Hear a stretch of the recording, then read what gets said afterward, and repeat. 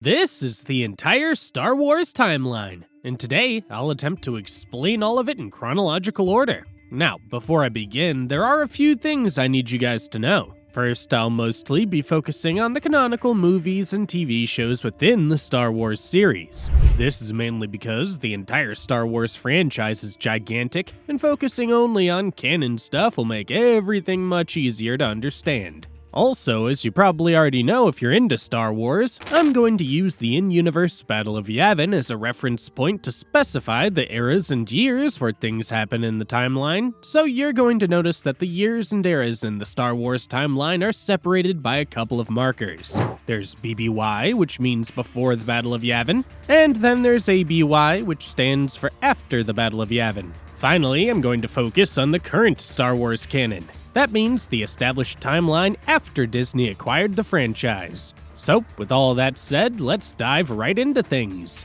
And where better to start than the beginning of that galaxy far, far away, a long, long time ago.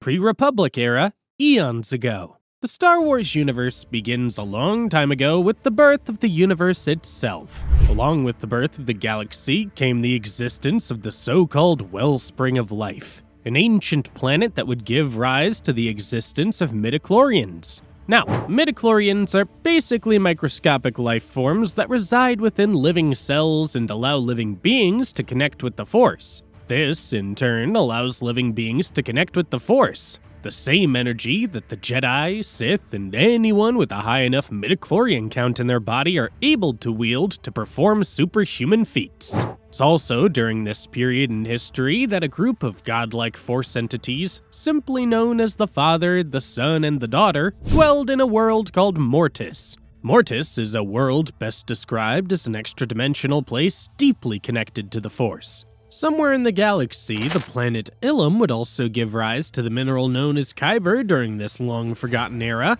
Kyber, or Kyber crystals, would eventually become one of the most sought-after resources in the Star Wars universe.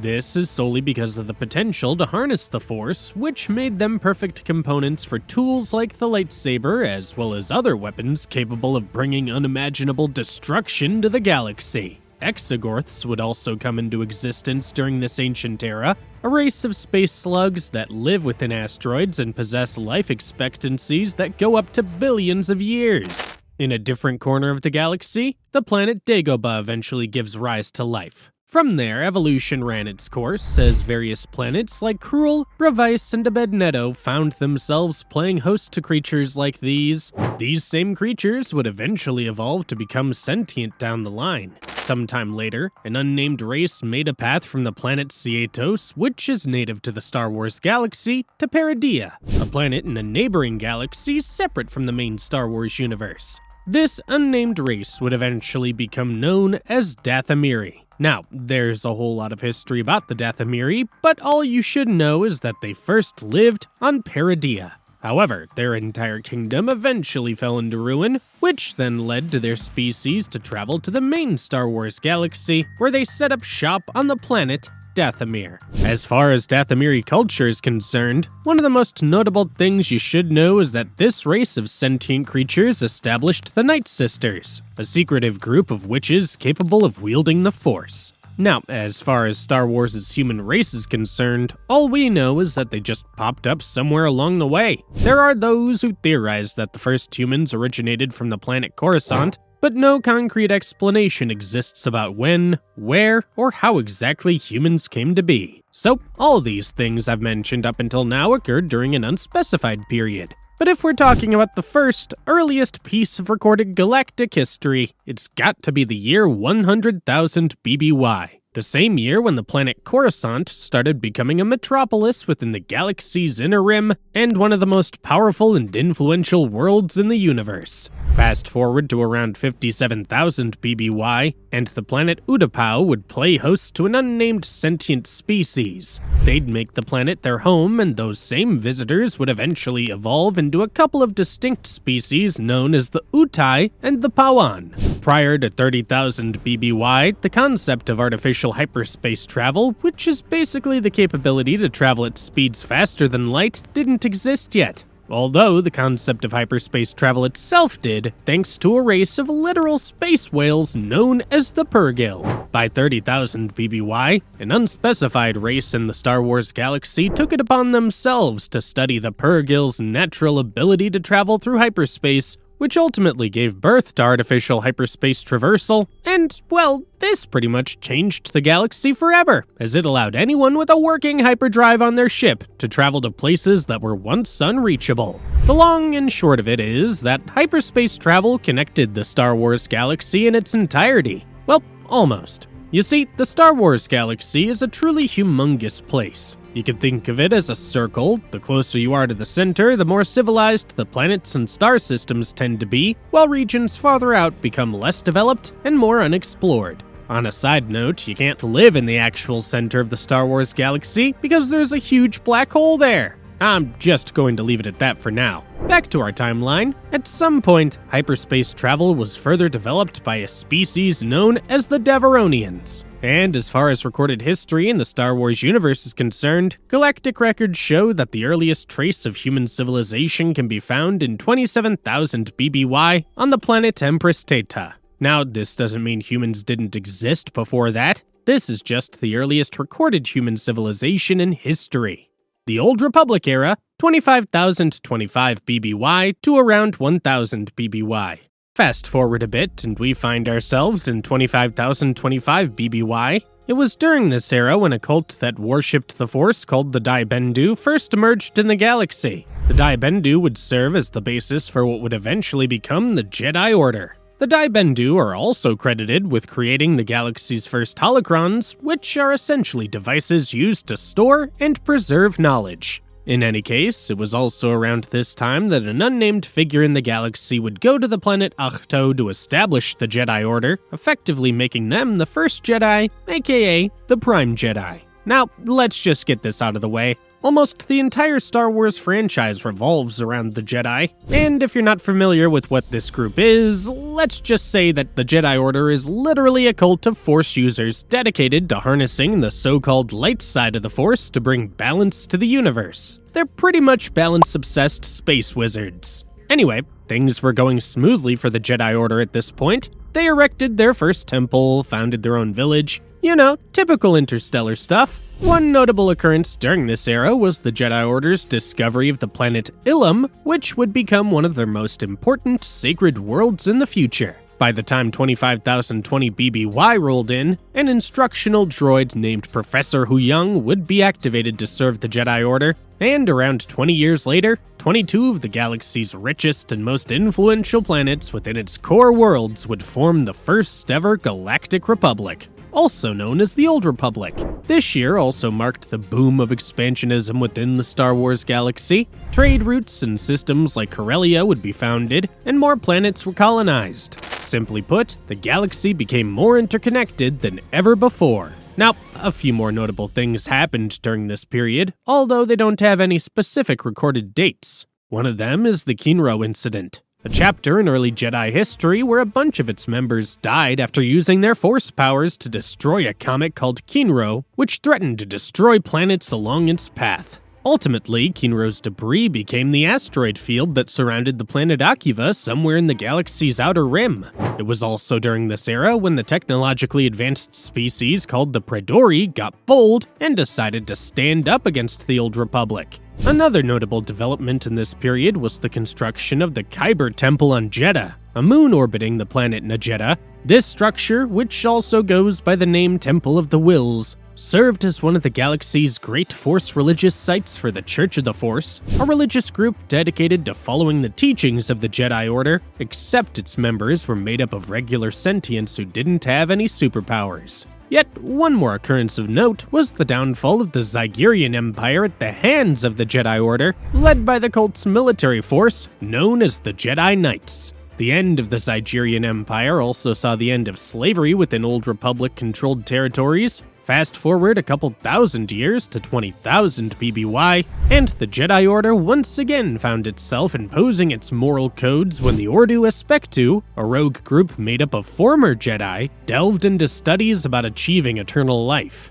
This ultimately ended in a peace treaty between the Order and the Ordu Aspectu. Setting the clock forward a few more millennia to 5100 BBY, the species known as the Chiss formed the Chiss Ascendancy. Now, without getting too ahead of myself here, the most famous Chiss in the Star Wars series is this Imperial Grand Admiral named Mithra Narodo, who you might better know by his nickname, Thrawn. In any case, the Chiss aren't really explored in detail in Star Wars movie and TV, but one look at other media in the franchise, such as comic books and novels, and you'll find out that this race of blue-skinned badasses has surprisingly deep lore. The Chiss Ascendancy was pretty much an empire that existed outside the bounds of the Old Republic, not to mention the majority of the galaxy. You see, the Chiss, along with their government, resided within the unknown regions, the farthest reaches of the Star Wars galaxy that are shrouded in mystery. What we do know is that the Chiss Ascendancy was made up of many self-governing territories which followed the Ascendancy's primary directives.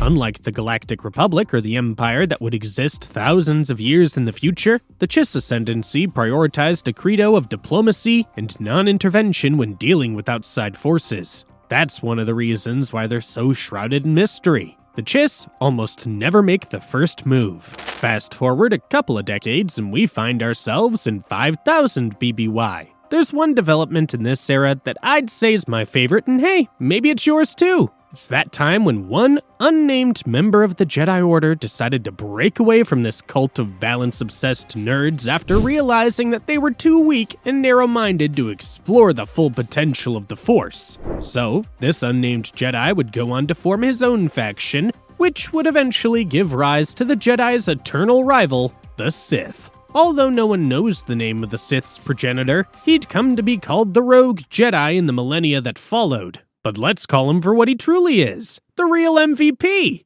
On a side note, I'm not going to tell you the full history behind the creation of the lightsaber. That's a whole can of worms deserving its own video. What I will tell you is that these weapons already existed prior to the rise of the Old Republic. Anyway, the Sith would eventually make themselves known to the galaxy at large. This led to major conflicts with the Jedi and the Galactic Republic. Although the Sith suffered defeats, they were far from gone, and their struggle with the Jedi would continue for ages. The Sith eventually traveled to the farthest reaches of the galaxy, to a planet called Moribund. There, they set up shop and erected temples and places of worship dedicated to the atrocities that only the dark side of the Force could deliver. So, while the Jedi Order and the Old Republic protected concepts of liberation and civility in the known galaxy, the Sith had already established their own empire and began enslaving any and all worlds they could get their hands on. Meanwhile, in the unknown regions, the Chiss Ascendancy got its hands on a devastating weapon known as the Star Flash, a tool capable of destroying entire planets.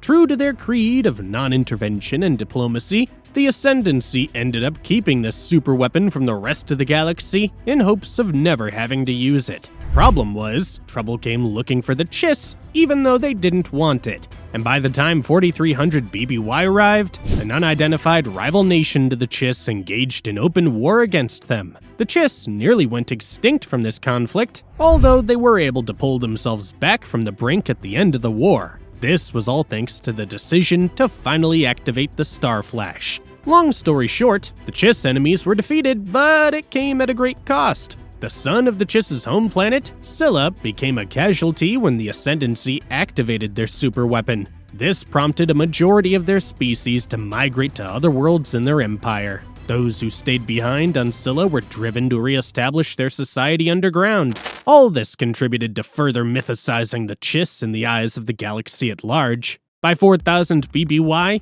humans arrived on a planet known as Naboo. And true to the species' nature, they ended up becoming an invasive force that drove Naboo's natives, the Gungans, to the planet's deep swamps. And if that weren't enough, the human settlers on Naboo pretty much claimed the planet as their own, going as far as unimaginatively renaming it to Naboo with 2 O's at the end instead of the letter U. It was also around 4000 BBY when the Jedi Order found itself in another conflict. This time, it was against a different cult that worshipped the dark side of the Force called the Krath. The the Krath were able to conquer huge swaths of the Empress Theta system during their peak. The long and short of it is that this conflict only ended when Ulic Queldroma, a Jedi who turned to the dark side, eventually switched allegiances and aligned himself with the light side of the Force once again in order to put an end to the war. And even though the war ended, there were scores upon scores of casualties. One notable incident during the war was the devastation of the planet Ossus,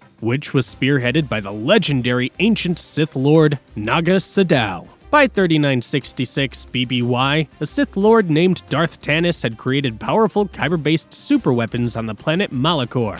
Around this same ancient period, the conflict between the Jedi Order and the Sith came to a head during the battle known as the Great Scourge of Malachor. The battle ended in catastrophe as Tanis' superweapon devastated both sides, killing or petrifying many of the combatants. In the end, the Sith appeared to have been extinguished after this climatic confrontation. The Jedi Order, on the other hand, persisted despite their decimated ranks. So, of course, the first thing these arrogant Force monks did was scrub any and all information about Malachor and the Great Scourge from their archives. Of course, the Sith were far from extinct. See, unlike the Jedi, the Sith weren't a monolithic organization. Various Sith factions existed in the galaxy at certain points in history. Some of these factions even scuffled with other Sith, because that's part of their whole dark side philosophy. So let me get this out of the way really quick. In a nutshell, the Sith initially operated as a relatively large single group, but then certain cells within this group started to fight among themselves, which devolved into infighting between the various factions. In fact, it wouldn't be until around 1000 BBY when the great Sith Lord Darth Bane fixed this infighting problem with the establishment of the Rule of Two. Now, the Rule of Two states that there can only be a couple of Sith at any given time, one master to hold power and one apprentice to seek it. This not only became an effective solution to the infighting problem among the Sith, but it also came with the benefit of keeping their existence a secret. Back to our timeline, 3650 BBY saw more conflicts between the Jedi Order and the Sith factions that popped up during the era. More interestingly, this was the same period when the Chiss Ascendancy decided to extend its interstellar exploration outside the unknown regions, only to be roped into the beef between the Jedi and the Sith. Not only did this cost Chiss lives, but getting sucked into the war between these Force users ended up putting a strain on their resources. This ultimately made the Chiss Ascendancy become even more resolute in distancing itself from the rest of the galaxy. Now, the Sith might be cool in certain respects, but they're far from perfect. A good example of this happened around 1100 BBY. This period saw the rise of a Sith Lord named Darth Momin, who found new ways to inflict torment on the galaxy. Ultimately, though, this dude was defeated by the Jedi. The funny thing is that Momin was such a heretic that even the Sith scrubbed him from their histories. 1050 BBY saw the first ever induction of a Mandalorian into the Jedi Order. His name was Tare Vizsla, and he was also the man responsible for crafting one of the coldest and most controversial versions of the lightsaber in galactic history, the Darksaber. Now, if you're wondering what the heck Mandalorian is, the best way to describe this group is that they're a tribe made up of different species bound by a single warrior's code. Mandalorians traditionally call the planet Mandalore their home. They also happen to be one of the few factions that could go toe-to-toe with Force users like the Jedi or Sith without the aid of the Force itself. Simply put, Mandalorians know how to fight, and they can hold their own against Force users. It was around 1050 BBY that the Old Republic reached an unprecedented decline. There were numerous reasons behind this. One, there was the ever-looming threat of the Sith, and then there was the other rival to the Old Republic and the Jedi Order, the Mandalorians. Simply put, they had to fight to war on two fronts. Now, the Jedi Order and the Old Republic, at least before their fall, managed to triumph in their wars against the Mandalorians. And they did it in the most un-Jedi way possible, by pretty much turning the surface of Mandalore into an uninhabitable desert wasteland. But the final nail in the coffin for the Old Republic occurred when the Sith re-emerged and managed to spark another conflict that would be known as the Jedi-Sith War. The Sith took a few impressive victories at the onset of this conflict as they were able to successfully devastate both the Old Republic and the Jedi Order. However, the Jedi and the Old Republic won in the end after they wiped out thousands upon thousands of Sith loyalists, allowing them to reestablish themselves in the galaxy. But, as is always the case in the Star Wars universe, this victory was more of a power shift than a definitive win. You see, when the dust settled in the aftermath of the Jedi-Sith War, the Order started to believe that their arch-nemesis were completely obliterated. Little did they know that a single Sith Lord named Darth Bane, the same Darth Bane I told you about earlier, survived. As I've mentioned before, Darth Bane made the big brain move of revamping the Sith organizational structure, which ultimately led to the creation of the Rule of Two. In any case, Darth Bane took an apprentice named Zana under his wing. In turn, Zana eventually rose to become the next Sith Lord, taking the title Darth Zana after killing Darth Bane. Oh, another thing you should know is that the Rule of Two has a long tradition of apprentices killing their masters in order to keep the Sith Order alive throughout the generations. This is the way, and it would go on for 1,000 years. In the meantime, the Sith remained in hiding. As for the aftermath of the Jedi-Sith War, well, a few other notable events happened. One such thing is that the Mandalorians managed to reclaim the Darksaber, which at the time was kept inside Coruscant's Jedi Temple. They'd then used the Darksaber as a totem that rightfully belonged to the ruler of the Mandalorians, which in this case was the Vizsla clan. Fast forward to 1014 BBY, and the Jedi Order would establish a temple on the planet Ilum. It's the same planet where they mined kyber crystals to build their own lightsabers as part of their initiation rites. By the time 1000 BBY rolled in, the Galactic Republic and the Jedi Order were back to their old ways of historical revisionism. First, they outright made the translation of Sith texts into a punishable offense. When a Jedi named Master Oob and Varhil went rogue, the Order decided to fix them, and by fix, I mean the Jedi Order straight up assassinated these two wayward Jedi, because that's what the light side of the Force wills. Apparently. I should also point out that 1000 BBY is the point when we transition from the Old Republic to the modern or New Galactic Republic, and this one would last for almost 1,000 years. Now, the Galactic Republic era served more or less as a restart for the galaxy at large, with nearly everyone treating the Old Republic era as a dark age best forgotten. The Galactic Republic restarted their official calendars, established the Galactic Senate, and dissolved the Old Republic's military branch. The cogs of history continued to grind during this period, and although tons of things happened during the first 500 years of the Galactic Republic that are too much to cover in this video, what I'll tell you are the few notable events that would play a huge part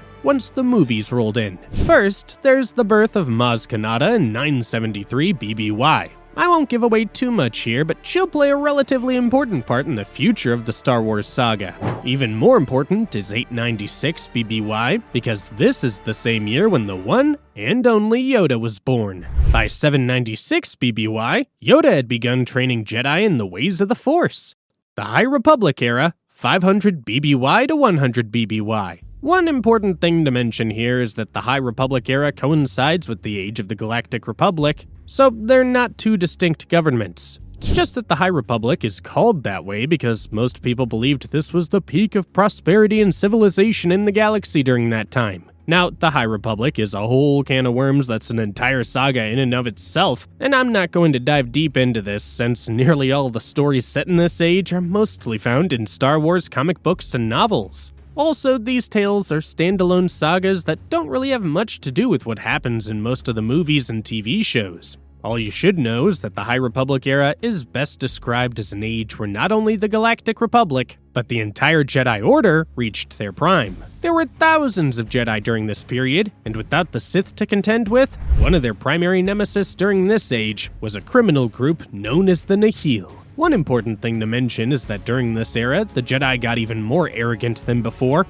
so much so that the Jedi Order pretty much thought that they were the end-all, be-all when it came to knowledge of the Force. What's notable about the High Republic era is that Yoda, proving that he was an absolute beast, was already ranked as a Jedi Grand Master during this period. On top of that, our favorite green-skinned guy was also part of the Jedi Council during this era. Cool, right? Like I said, most of the tales set in the High Republic era can be found in comics, novels, and other Star Wars media. However, in the middle of this age also come the first two entries I'll be telling you about as far as canonical Star Wars movie and TV are concerned, and those are Young Jedi Adventures and Fun with Nubs, 233 BBY to 232 BBY. Star Wars Young Jedi Adventures is the first TV show within the franchise specifically created for young viewers, and I mean like really young, like preschoolers. As such, Young Jedi Adventures doesn't really play too big a part in the overall saga presented in the rest of the films.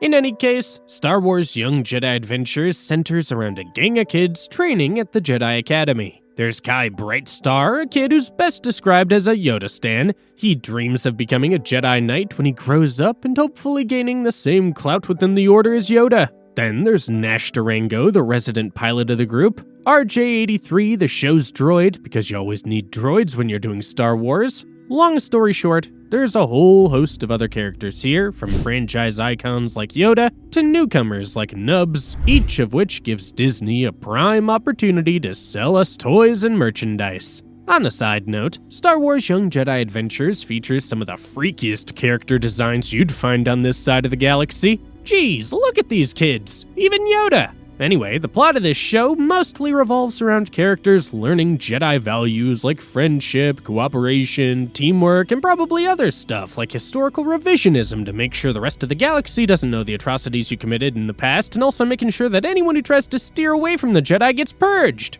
Okay, maybe not those last two.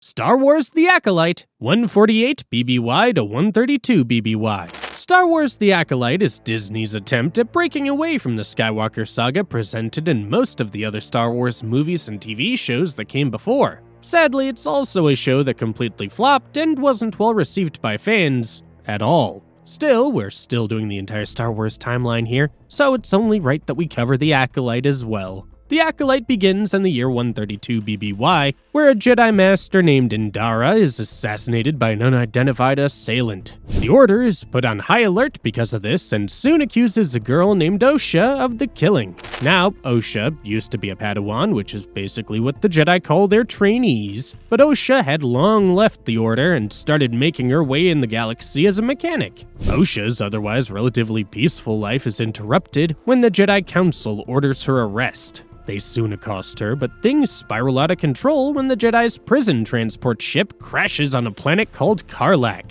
Osha then begins having visions of her long-lost twin sister, May, which allows her to realize that May was probably the one who took out Indara. On the other hand, the Jedi Order learns about the mess with this transport ship, so they call on Master Soul to retrieve her. Oh, and Master Soul happens to be Osha's old teacher back when she was still a trainee. So, Soul travels to Karlak with a few more Jedi, Yord and Jeki. They eventually come across Osha. Osha explains her May theory to Soul, and the dude believes it. Unknown to our heroes, May is actually working with a mysterious dark side user only known as the Stranger. May is on a quest for revenge against a group of Jedi whom she deems responsible for destroying her home and killing Osha in the past. But things soon come to light for May after she learns that Osha's still alive and well. Along the way, May undergoes a test given by the Stranger to kill a Jedi without using any weapon, but she sort of fails because she ends up assassinating a Jedi named Torben with poison, which is, typically a weapon. On the other hand, Osha eventually finds out that May is working with the Stranger. Long story short, turns out that in 148 BBY, about a decade before the start of the series, the Jedi Order sent 4 of their operatives to Osha and May's home planet of Brendok. This group included Soul and a Wookiee Jedi Master named Kalnaka, Indara, and Indara's Padawan, Torben. Yep, the same guy that May poisoned in the present. Now, Brendok is home to a coven of Force Witches, who are a clan of female mystics with the ability to wield the Force. In fact, Osha and May's mom, Anicia, is the head of this coven. Oh, and the Force Witches think the Jedi are a bunch of jerks who believe they have a monopoly on the Force, so no, they're not really on good terms with the Order. As for the reasons why the Jedi decided to pay Brendok a visit, it's because they detected that this planet had something called a Vergence. Simply put, Vergences are rare geographical spots in the galaxy where there are strong concentrations of the Force.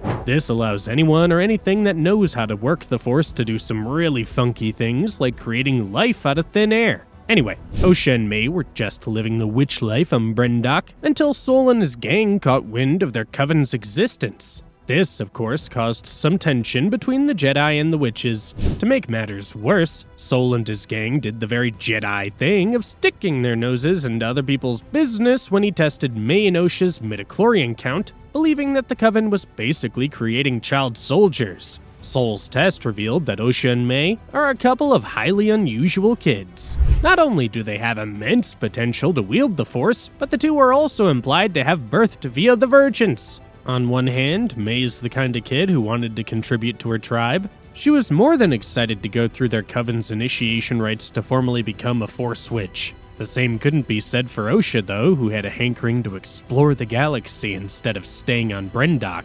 So, when Sol invited Osha to join the Jedi Order, she agreed. This caused May to go nuts, since she didn't want her twin to leave. All this drama led to May accidentally starting a fire that ended up destroying their home. But the fire's not the only one to blame here, because Sol and his Jedi crew would bungle their mission when they ended up getting into a direct confrontation with Anastasia and her right-hand woman, Koril. The witches then ended up possessing Cal Naka, which forced Indara to break the Coven's control. This eventually resulted in the witches' deaths. The whole mission ended with Sol successfully taking Osha to become his Padawan, while May disappeared amidst the fire and the chaos. And instead of telling their superiors at the Jedi Council the truth, Indara decided to cover up the whole thing by blaming the entire mess on the fire that May accidentally started. Anyway, back to the present. 3 of the 4 idiots who ruined Osha and May's childhood would end up dead, with the stranger himself murdering Kel Naka. And by the time the series ends,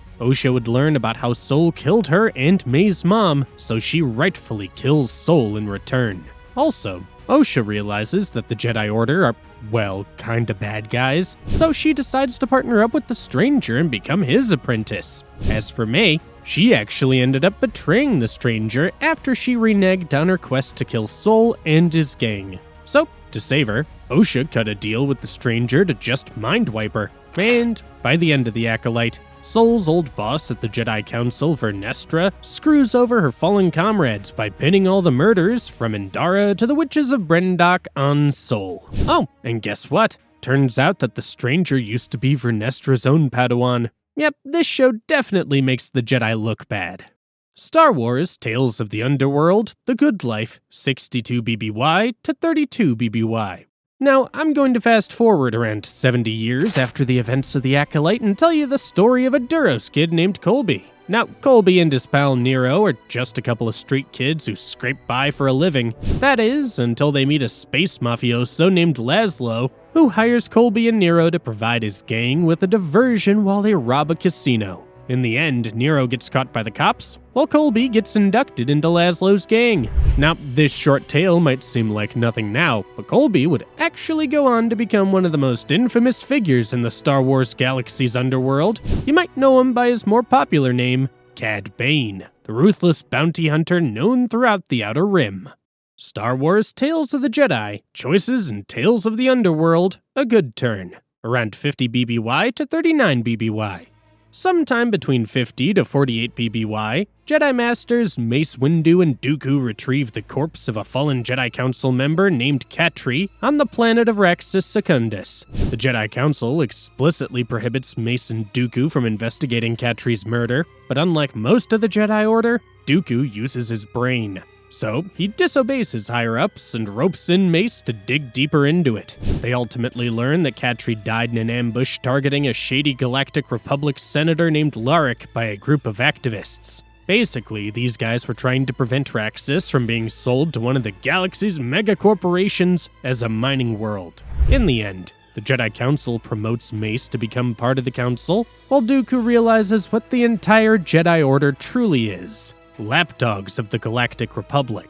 Somewhere else, Colby, who's now a grown man and has adopted the name Cad Bane, takes a trip to his home planet of Duro to get revenge on the local marshal after a man took out Laszlo. Oh, and Cad also got himself a hot alien girlfriend named Erin. On top of that, we learn that his childhood pal Nero had since entered Duro's law enforcement and has now become a deputy marshal in the area after he and Cad got separated years ago. Long story short, Cad succeeds in executing his target. but he ends up getting arrested by Nero. Sounds like a bit of a downer, right? Well, don't worry, there's more Cad Bane coming, and this dude's story is pretty badass.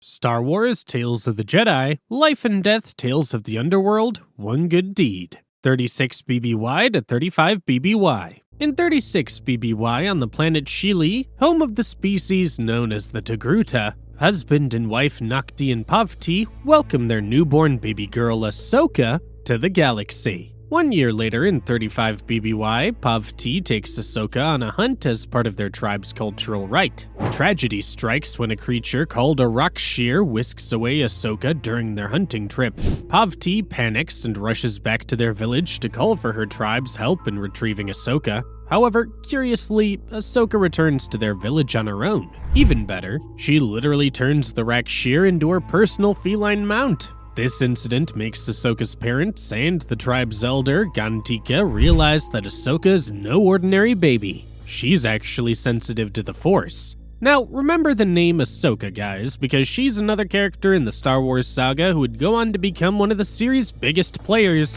It's also during these years that Cad Bane would be released from prison. So, the first thing he does is return to his home planet, only to find out that his ex-best friend Nero got with his girl Erin. And just to add insult to injury, Nero actually had a child with her named Isaac. Now, Cad has just one goal during his return to Duro: to give his childhood friend the payback he deserves. Well, he gets exactly what he wants as he executes Nero shortly after they meet, in front of Isaac no less. But then we get the reveal that Isaac is actually Cad's son. But hey, if you're a gunslinger in the Outer Rim, you can't be bothered with stuff like child support. So Cad ultimately leaves Isaac and carries on working as one of the galaxy's most dangerous bounty hunters.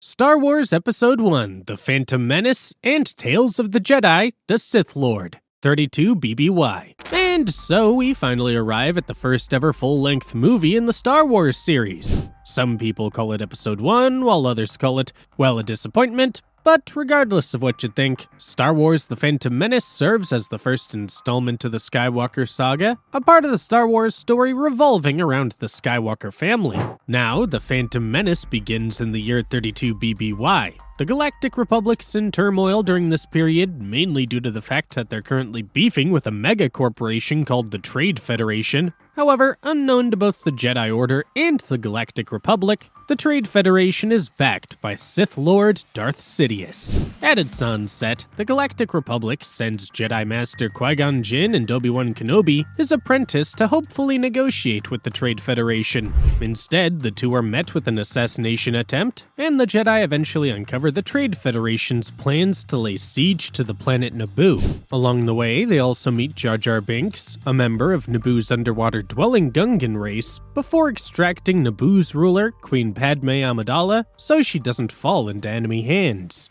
They intend to take Padme to the Galactic Republic capital, but Qui-Gon and Obi-Wan's rescue mission hits a snag when they get into a confrontation with the Trade Federation's blockade. Our heroes are forced to crash land on the Outer Rim planet of Tatooine to conduct repairs on their ship.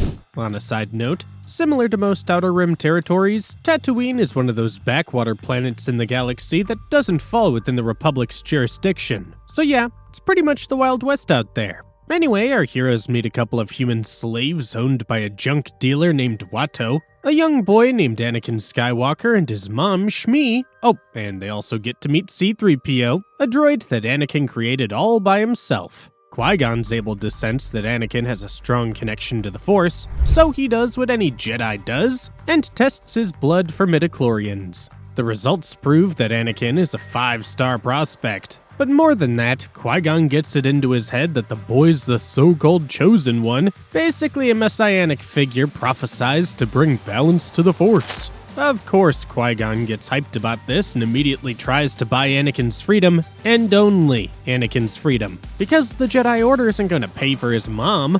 Long story short, Anakin gains his freedom after winning one of Tatooine's pod racing events. The group then fixes their ship and gets ready to leave for Coruscant, when they're attacked by a Sith named Darth Maul. A fight ensues, our heroes escape Maul, and they eventually reach Coruscant. There, Padme tries to convince the Galactic Republic to provide aid against the impending Trade Federation invasion of Naboo, while Qui-Gon tries to enroll Anakin in the Jedi Order. The Jedi Council refuses to admit Anakin to their ranks, but Qui-Gon remains determined to train the boy. Meanwhile, Padme meets an influential senator of the Republic, Sheev Palpatine.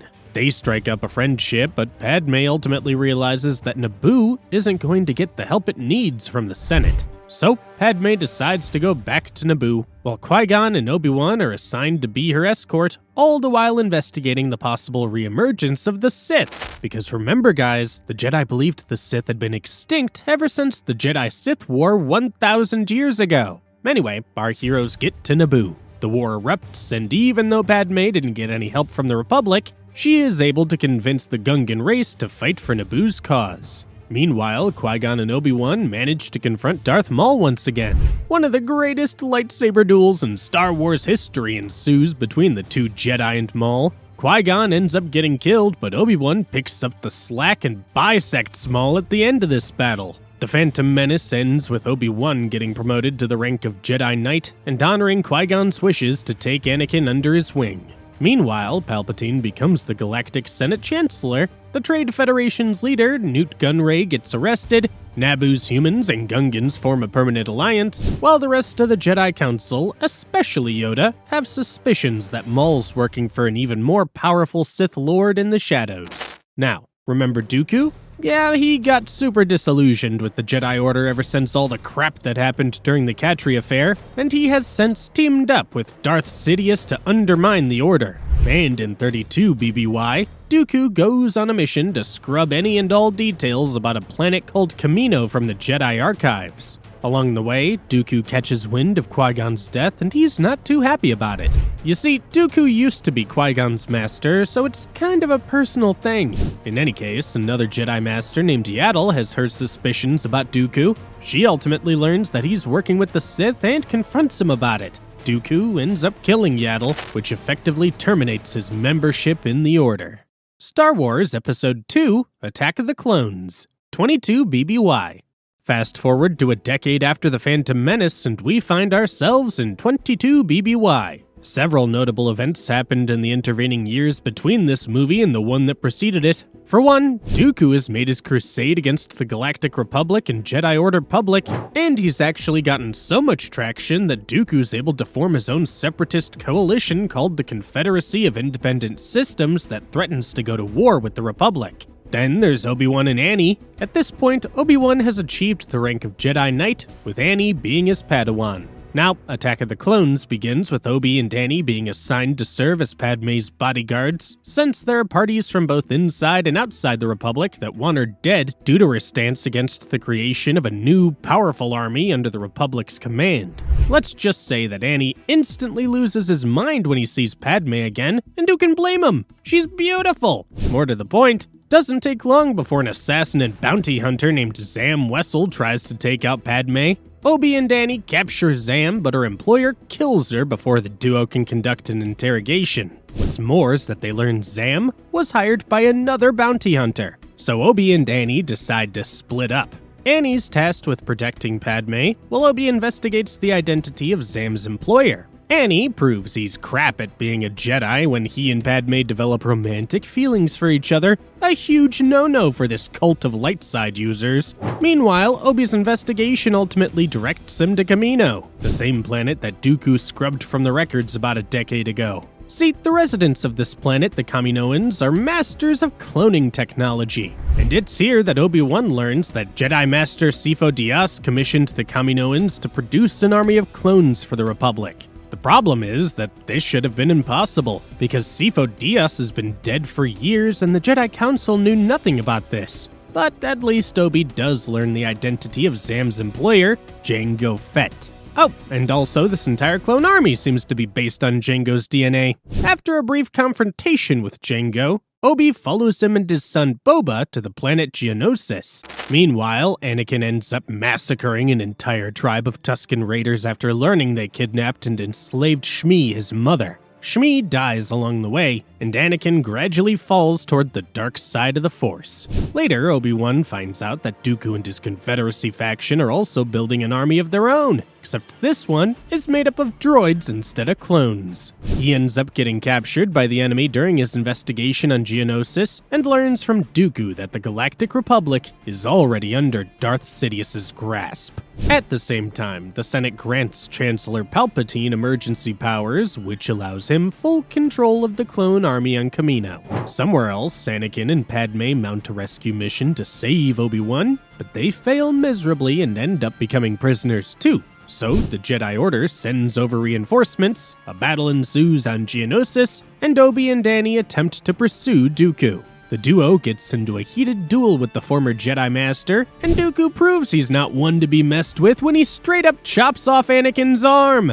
They only survive thanks to Yoda's efforts. However, Dooku manages to escape in the end, along with a blueprint for a planned superweapon he aims to hand over to Darth Sidious. Attack of the Clones ends with Anakin getting a brand new robotic arm before marrying Padme in a secret ceremony witnessed only by a couple of their trusty droids, R2-D2 and C-3PO. On the other hand, the Jedi Order and the Galactic Republic formally acknowledge that they're now in open conflict against the Confederacy of Independent Systems, a conflict that would be known as the Clone Wars. Star Wars: The Clone Wars, 22 BBY to 19 BBY. So before I continue, I want to let you guys know that I'm not going to get into too much detail about the Clone Wars in this video. This is because the years spanning 22 BBY to 19 BBY are, without any exaggeration, one of the chunkiest periods in galactic history. This kind of topic pretty much deserves a very long video of its own, so to make this timeline simpler and easier to follow, I'm only going to tell you the most important stuff that happened during this period. So, like I mentioned, the Clone Wars pick up right after the conclusion of Attack of the Clones. It's an open conflict that raged across nearly an entire galaxy between the Galactic Republic and the Confederacy of Independent Systems. It goes without saying that the Confederacy had already explicitly declared not only hostility, but complete secession from the Republic right at the onset of the Clone Wars. The Clone Wars got their name from the use of, well, the same ones developed on Kamino as the primary fighting force of the Galactic Republic. But here's a fun fact. This conflict went by different monikers too. To some, it was called the Droid War, stemming from the fact that the Confederacy of Independent Systems mainly used them during the conflict. Whatever you want to call it, one thing's for sure. The Clone Wars were one of the largest armed conflicts the galaxy had seen since the founding of the modern Galactic Republic. The thing is, Darth Sidious was the one pulling the strings throughout this whole era. It started with the Trade Federation's attempted invasion of Padme's home planet of Naboo, which eventually led to him guiding Dooku to establish the Confederacy of Independent Systems. It's this whole deal where Sidious pretty much sparked a galactic civil war so that he could gradually amass power and influence throughout the entire galaxy. In other words, this man knew how to play the long game.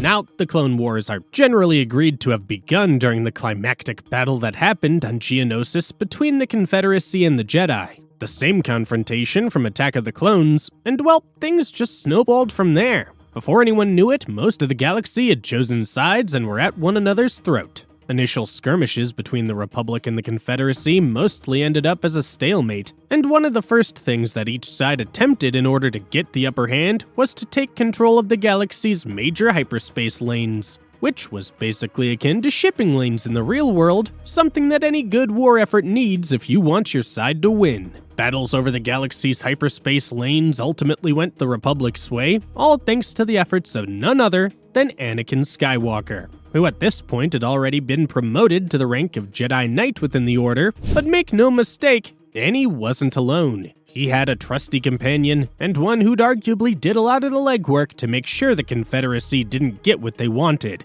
Her name? Ahsoka Tano. Yep, that Ahsoka. The same Force-sensitive kid who became friends with the Rock Sheer back when she was just a baby. Ahsoka and Annie did this by striking up a deal between the Galactic Republic and the powerful Hutt clan, one of the most influential and infamous crime families in the entire galaxy. Of course, controlling the shipping lanes won't automatically give you a W, so the war just got more intense and violent from there. Planets like Kamino, Ryloth, and Felucia were just a few of the ones that got ravaged during the ensuing chaos. Then the development of various superweapons followed. ranging from devastating ion cannons that could level cities in the blink of an eye, to bioweapons like the Blue Shadow virus, a contagion that had the capability to wipe out entire civilizations. The Republic would eventually land a solid blow to the Confederacy when they successfully destroyed key droid manufacturing plants in an operation that would be known as the Second Battle of Geonosis. The Clone Wars also saw the rise of one of the Confederacy's greatest champions, cybernetically enhanced Kaleesh native named Grievous. Grievous had the fun of taking out Jedi left and right and collecting the lightsabers of his fallen victims. By the time 21 BBY rolled in, the bloodshed had gotten so out of hand that both sides of the war were forced to go into peace talks. But any attempt at this proved ineffective. At the same time, the Clone Wars era also saw the reintroduction of Darth Sidious's old apprentice, Maul, who was revealed to have survived his duel against Qui-Gon and Obi-Wan. He now seeks revenge against both Obi-Wan and Sidious. The war just continued to rage on. It would only end in 19 BBY, and we get to see it in the next mainline Star Wars entry that I'm going to talk about. Star Wars Episode 3, Revenge of the Sith, 19 BBY. For the most part, Star Wars Episode 3, Revenge of the Sith happens during the tail end of the Clone Wars. This chapter also serves as the culmination of the Sith's master plan, one that started 1,000 years ago, back when Darth Bane declared that the Sith would one day rule over the galaxy. Now Revenge of the Sith opens with Anakin and Obi-Wan mounting a rescue mission to retrieve Chancellor Palpatine after General Grievous kidnapped him. This encounter would lead to Dooku literally getting his head lopped off when Palpatine tells Anakin to do it. In the meantime, Annie starts having weird dreams about Padme losing her life when giving birth to their kids because, yep, she's pregnant by this point. Palpatine then pretty much takes a liking to Anakin as he installs him as his representative within the Jedi Council. At this point, even the hard-headed Jedi were starting to get super suspicious of Palpatine's underhanded tactics. Long story short, this more or less leads to Annie losing his own faith in the Order. Meanwhile, Obi-Wan goes on a mission that ultimately sees him ending Grievous's threat for good. The twist happens when it becomes crystal clear that Palpatine's actually none other than Darth Sidious. He then successfully drafts Annie into the dark side after our hero shares his Padme death dreams with him, because as Palpatine puts it, the dark side can save Padme's life. Anakin then informs the Jedi Council about Palpatine's secret identity, Darth Sidious. In turn, the Council makes the questionable decision of arresting Sidious with only a handful of operatives made up of Annie, Mace Windu, and 3 other scrubs named Kit Fisto, Agen Kolar, and Saesee Tiin, who were supposed to be some of the Jedi's most formidable warriors. Well, it's either the Jedi really just have super low standards when it comes to combat, or the Sith are just that good, because these 3 literally don't even last 15 seconds going toe-to-toe with Sidious. Now, Mace fared better during this climactic battle, even winning his duel against Sidious. However, Anakin ultimately screws over the Jedi Order when he decides to side with Sidious, which leads to Mace's death. And with that, Anakin fully buys into the Sith Club, with Sidious naming him Darth Vader. From there, Sidious would finally reap the fruits of his hard-earned labor by branding the Jedi Order as traitors to the Republic and triggering Order 66, an activation command implanted within each and every clone trooper's brain that prompts them to terminate any and all Jedi they could find. And in a glorious turn of events for the dark side, Darth Sidious wipes out nearly all the Jedi in the galaxy. Hell, Anakin didn't even need Order 66. He just straight up walked into the Jedi Temple and started hacking at the kids to make sure they don't reproduce. And shortly after that, Sidious takes full control of the Galactic Republic, rebranding it as the Galactic Empire with him as its leader. Like I said, Order 66 was super effective. However, it didn't kill literally every Jedi. For example, Obi-Wan, Yoda, and a few more who I'll tell you guys about soon managed to survive. After Order 66, Obi and Yoda find out about Anakin's betrayal and Palpatine's real identity. Obi and Padme head for the planet Mustafar to confront Annie, who really insists she call him Darth Vader at this point. Anyway, Anakin gets super crazy and even starts believing that Padme's cheating on him with Obi. a sweet, final lightsaber duel transpires between Obi and Danny. Obi gets the high ground, and Anakin ends up falling into lava. Somewhere else, Yoda tries to fight Sidious, but ends up losing the battle. Okay, some fans might say it's a stalemate, but stalemates don't usually end when your opponent crawls through the Galactic Senate's vents. Anyway, at least Anakin gets a first-hand taste of delicious karma when Padme, indeed, dies after giving birth to their twin children, Luke and Leia. Revenge of the Sith ends with Sidious fishing Annie's charred, almost lifeless body out of Mustafar before putting him on life support armor, the same iconic Darth Vader suit that we all know and love. Meanwhile, Obi and Yoda and Senator Bail Organa hatch a plan to keep Luke and Leia's existence a secret from the rest of the galaxy for fear that Sidious and Vader might hunt them down. So, Bail decides to adopt Leia as his own daughter, while Obi takes Luke to Tatooine to be raised by Beru and Owen Lars. And from there, Obi-Wan would live life as a hermit, all the while secretly acting as Luke's protector. As for Yoda, he exiles himself to the swamp planet of Dagobah. And that's it! The dark side won! Well, at least for a few decades. Star Wars: The Bad Batch, 19 BBY to 18 BBY. So the next mainline entry in the Star Wars universe that I'm going to tell you about is Star Wars: The Bad Batch, and if I'm being completely honest, this is one of those titles that I initially thought would bomb, but ended up actually being good. Now, The Bad Batch has a fairly hefty story, so I'm just going to give you guys a quick rundown of what this sleeper hit of a series is all about. It primarily centers on a group of clone troopers called Clone Force 99, except unlike other clones out there, each and every member of Clone Force 99 is deemed a quote-unquote reject, because they don't fit the standard mold of what a clone trooper should be. Basically, they're superior to the other clones. Clone Force 99, aka the Bad Batch, was even deployed as an elite Special Forces unit back during the Clone Wars. This series, on the other hand, follows their adventures starting in the aftermath of Revenge of the Sith. In a nutshell, the Bad Batch proves that they really didn't belong in the conventional clone forces when they realize that the Galactic Empire is bad news, so they go AWOL and strike out on their own. They also adopt another unusual clone named Omega at the beginning of the story. Now, Bad Batch is primarily made up of 4 members, and each one of them has a peculiar genetic mutation. There's Hunter, who's the de facto leader of the squad and has enhanced senses. Then there's Wrecker, whose genetic mutation gives him enhanced physical strength. Tech, the squad's resident big brain who specializes in technology. And then there's Crosshair, a dude whose eyesight is super enhanced, making him the perfect sniper on the field.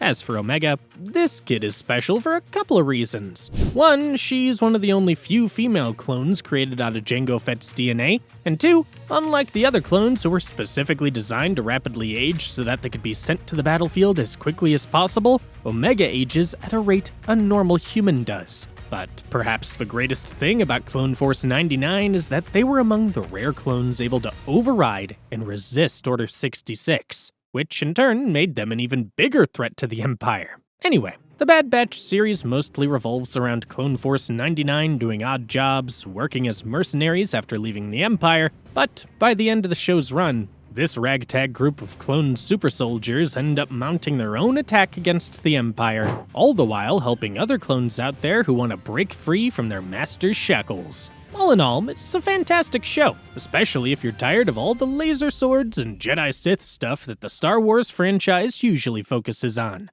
Star Wars: Tales of the Empire Devoted, Tales of the Jedi Resolve, 19 BBY.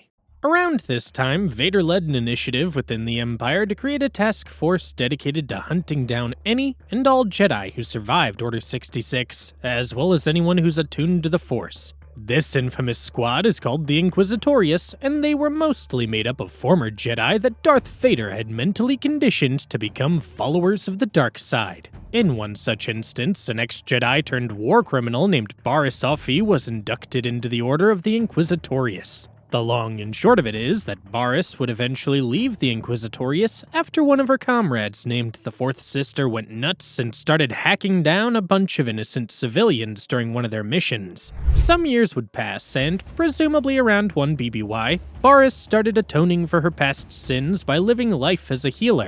One day, she'd come into contact with an infant who was attuned to the Force. Oh, and this infant is also hunted by none other than the Fourth Sister. Once again, Barriss and the fourth sister got into it. This time, the fourth sister gets the better of her former ally, so she drives her lightsaber into Barriss so hard that she stops being crazy and realizes her mistakes. So, the fourth sister ends up denouncing the dark side and the Inquisitorius, and instead chooses to get Barriss some help. And well, that's where Barriss' story ends. It was also around this same period when the Inquisitors would attempt to hunt down Ahsoka. Now, Ahsoka has an entire biography deserving its own video, but what you should know is that she ended up quitting the Jedi Order by the tail end of the Clone Wars after the Council mistakenly branded her as an enemy. Simply put, Ahsoka became a lone wandering warrior after leaving the Order. Ahsoka would survive her tussle with the Inquisitorius and even managed to take one of them out along the way. From there, she'd link up with one of her contacts from the days of the Republic, Bail Organa, and pretty much declare that she was now ready to actively oppose Sidious's empire. Star Wars, Tales of the Underworld, A Way Forward, Friends, One Warrior to Another, 18 BBY. The year 18 BBY also saw the reemergence of a couple of breakout characters from the Clone Wars series, the Jedi Master Kinlan Vos and the former Sith apprentice, Asajj Ventress. These two characters each have their own deep history. However, at its simplest, Asajj Ventress used to be Dooku's secret Sith apprentice, while Kinlan was a maverick Jedi Master who played with his cult's rules. Kinlan also happens to be responsible for creating the Path, an underground route that helped Order 66 survivors forge new lives and escape the grasp of the Empire. Oh, and these two crazy kids also happened to be lovers at one point. Anyway, it was in 18 BBY that Ventress had fully committed to abandoning her old dark side ways. She would then meet a Padawan who survived Order 66 named Lyco Strada and help him find the Path. This team-up soon forced them to fight off an Inquisitor, which they ultimately defeated. Then, Ventress reached out to a couple of her old contacts from the Underworld, Lotz Razi, a bounty hunter, and an assassin droid named Highsinger. Razi and Highsinger would end up screwing over Ventress and Lyco, but she'd managed to learn information about the Path from them when all was said and done. By the end of this adventure, Ventress and Lyco would decide to stop looking for the Path and instead just continue going on adventures together as a nomadic duo.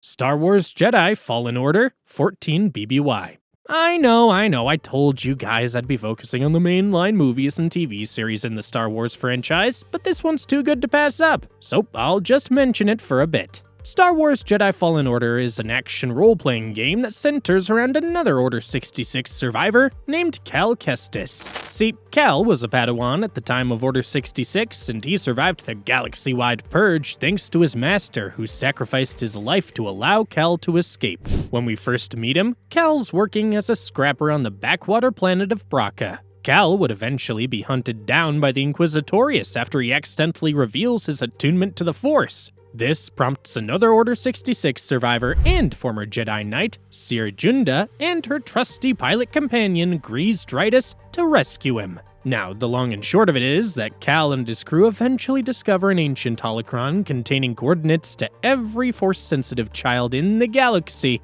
which is an artifact that the Empire could use to hunt down more of them. Our hero initially plans on using this holocron to re-establish the Jedi Order, but ultimately decides to destroy it to keep the location and identities of these Force users safe. Along the way, Cal meets a few more interesting characters like BD-1, his trusty droid friend, and Marin, a super hot Dathomiri Force witch who more or less becomes Cal's love interest. The villains in this game are top tier too. You've got Inquisitors like the Ninth Sister, and Cal would even have a run-in with the one and only Darth Vader himself. But perhaps the best antagonist in this title happens to be the Second Sister, aka Trilla Suduri. See, Trilla used to be Cere's Padawan apprentice, but in a tragic turn of events, Vader captured Cere in the past and forced her to give up Trilla to be reconditioned as an Inquisitor. Solo, a Star Wars story 10 BBY. So next up on the timeline is Solo, a Star Wars story, a movie detailing the original story of one of the series' most important and beloved characters, Han Solo. Now, the tale starts on Han's home planet of Corellia, where he and his sweetheart Kira scrape by living as grifters. They eventually acquire enough credits from their exploits to flee Corellia, but end up getting separated when Kira is caught by Imperial authorities. Han is able to leave Corellia and soon enlists with the Imperial Navy after promising that he'll reunite with her. Oh, and it's here that we learn that his last name, Solo, was just a placeholder that the Imperial Navy recruiter gave him. Anyway, 3 years pass, and Han ends up getting booted out of the Empire's flight academy for being a maverick. Shortly after, he meets a crew of notorious galactic swindlers made up of Tobias Beckett, Val, and Rio Durant. Han would go on to befriend another Star Wars icon, the Wookiee Chewbacca. Our heroes soon go on a heist to steal a shipment of coaxium. Coaxium is basically the fuel used for Star Wars' hyperdrive-equipped spaceships. The heist fails when another gang called the Cloud Riders arrives on the scene, which ultimately leads to Val and Rio's deaths. To make matters worse, Han learns from Beckett that this job was commissioned by Dryden Voss, a capo working for the infamous Crimson Dawn crime syndicate, and since they messed up the heist, Dryden was sure going to snuff them out. So Han, Chewie, and Beckett travel to Dryden's base to cut a deal with the man, telling him that they'll steal a different batch of coaxium to make up for the previous job's loss. While there, Han is reunited with Kira, who is revealed to have become Dryden's personal assistant. Long story short, the crew is able to steal the coaxium, but ends up getting attacked by the Cloud Riders again. It's here we find out from Enfy's Nest, the Cloud Riders' leader, that they're actually stealing coaxium to fund their efforts to fight the Empire. Han realizes that the Cloud Riders are actually the good guys here,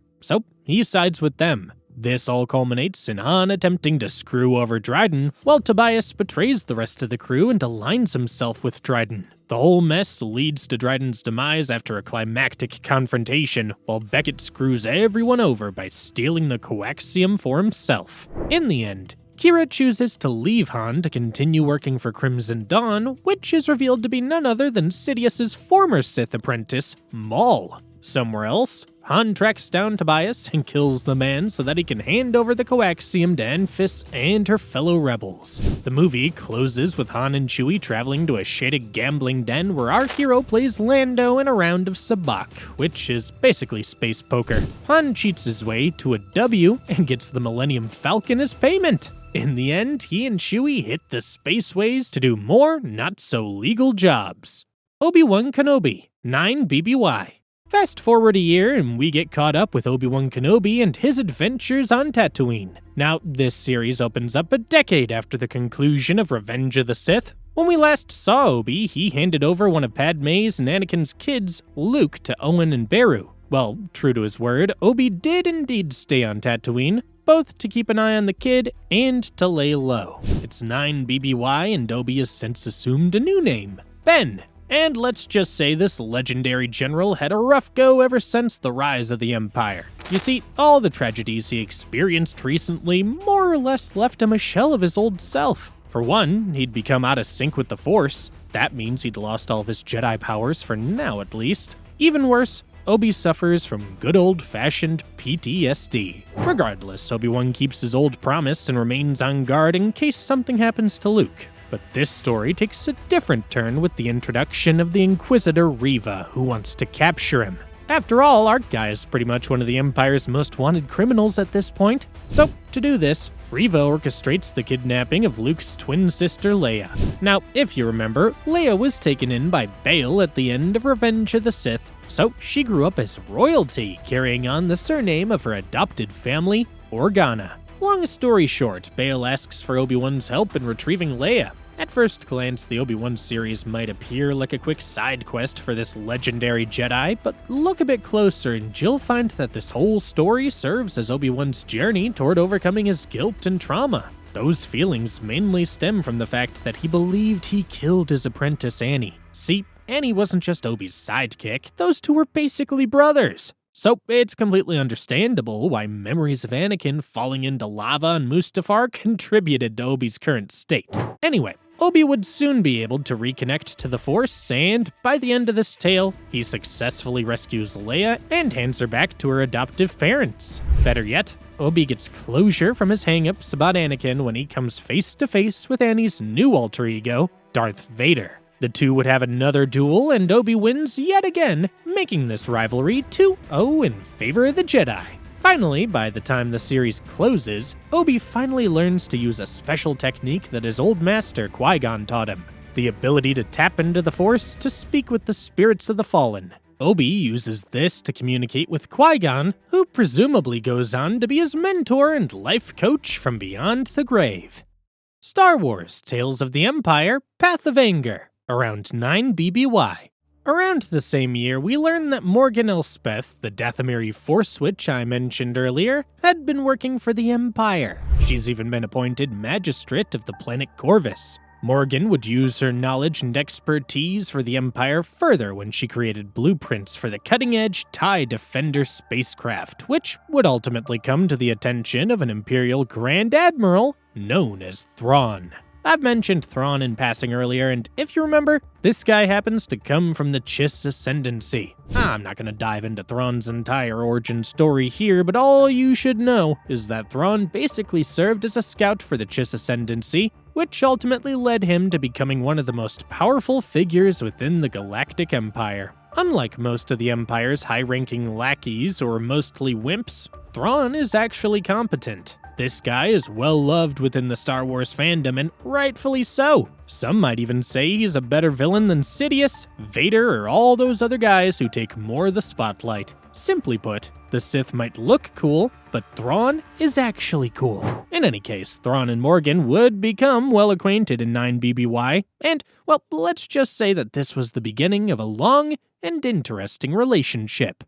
Star Wars Jedi Survivor 9 BBY. Yep, another video game, but they are technically canon, so I'll just briefly summarize it. So, Star Wars Jedi Survivor is a direct sequel to 2019's Fallen Order, which sees the return of Cal and his crew. We learn at the beginning of this tale that Cal and his crew have gone on their own separate ways after the conclusion of the previous game. In the present, Cal is fully committed to fighting the Empire and is currently working as an operative under Saw Gerrera's Rebel Cell. Now, Saw is a rich character in his own right, but all you need to know is that this dude was a hero during the Clone Wars. Oh, and also, he and his band of rebels don't play well with the other anti-Empire groups operating in the galaxy. Anyway, Jedi Survivor's story primarily revolves around Cal's discovery of Tanalorr, a planet that was once thought to be a myth. What makes Tanalorr such a valuable asset is that it's so well hidden that not even the Empire could find it. Along the way, Cal reunites with his old crew like Seer, Grease, and Marin,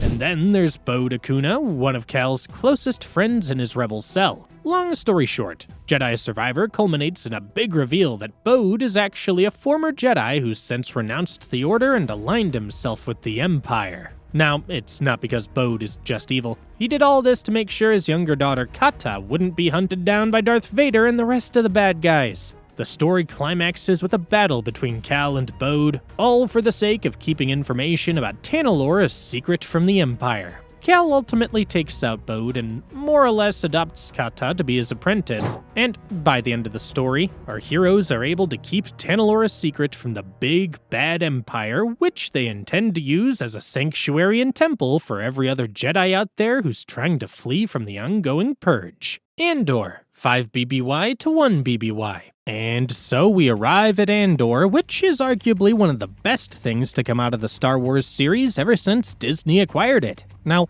Andor explicitly deals in more adult themes compared to other Star Wars movies and TV shows. This show is named after its main character, Cassian Andor. Instead of focusing on the whole Jedi-Sith stuff, Andor places its attention on relatable conflicts and drama. Instead of lightsaber duels, we get adrenaline-raising espionage. This show's filled with stuff like state-sanctioned disappearances, secret labor camps, and a regime that uses violence as a means to suppress civil liberties. Like I said, stuff that's eerily similar to the real world. Yet, you can probably tell by now that I absolutely love this series. Anyway, like I said, the main character's name is Cassian Andor. Cassian grew up on a planet called Kenari that was effectively destroyed by toxic mining accidents and neglect. Roughly 2 decades before the show begins, Cassian was rescued from the planet by a couple of scavengers named Marva and Clem, who then raised him as their own on Ferrix. Cassian starts off as your typical smuggler who's just trying to make it big in the galaxy. That's until he meets a man named Luthen Rael. Now, Luthen is basically one of the most important figures that led to the formation of the Rebel Alliance, which soon would become the Empire's greatest enemy. I'm not exaggerating when I say everyone who hates the Empire owes a debt of gratitude to this man.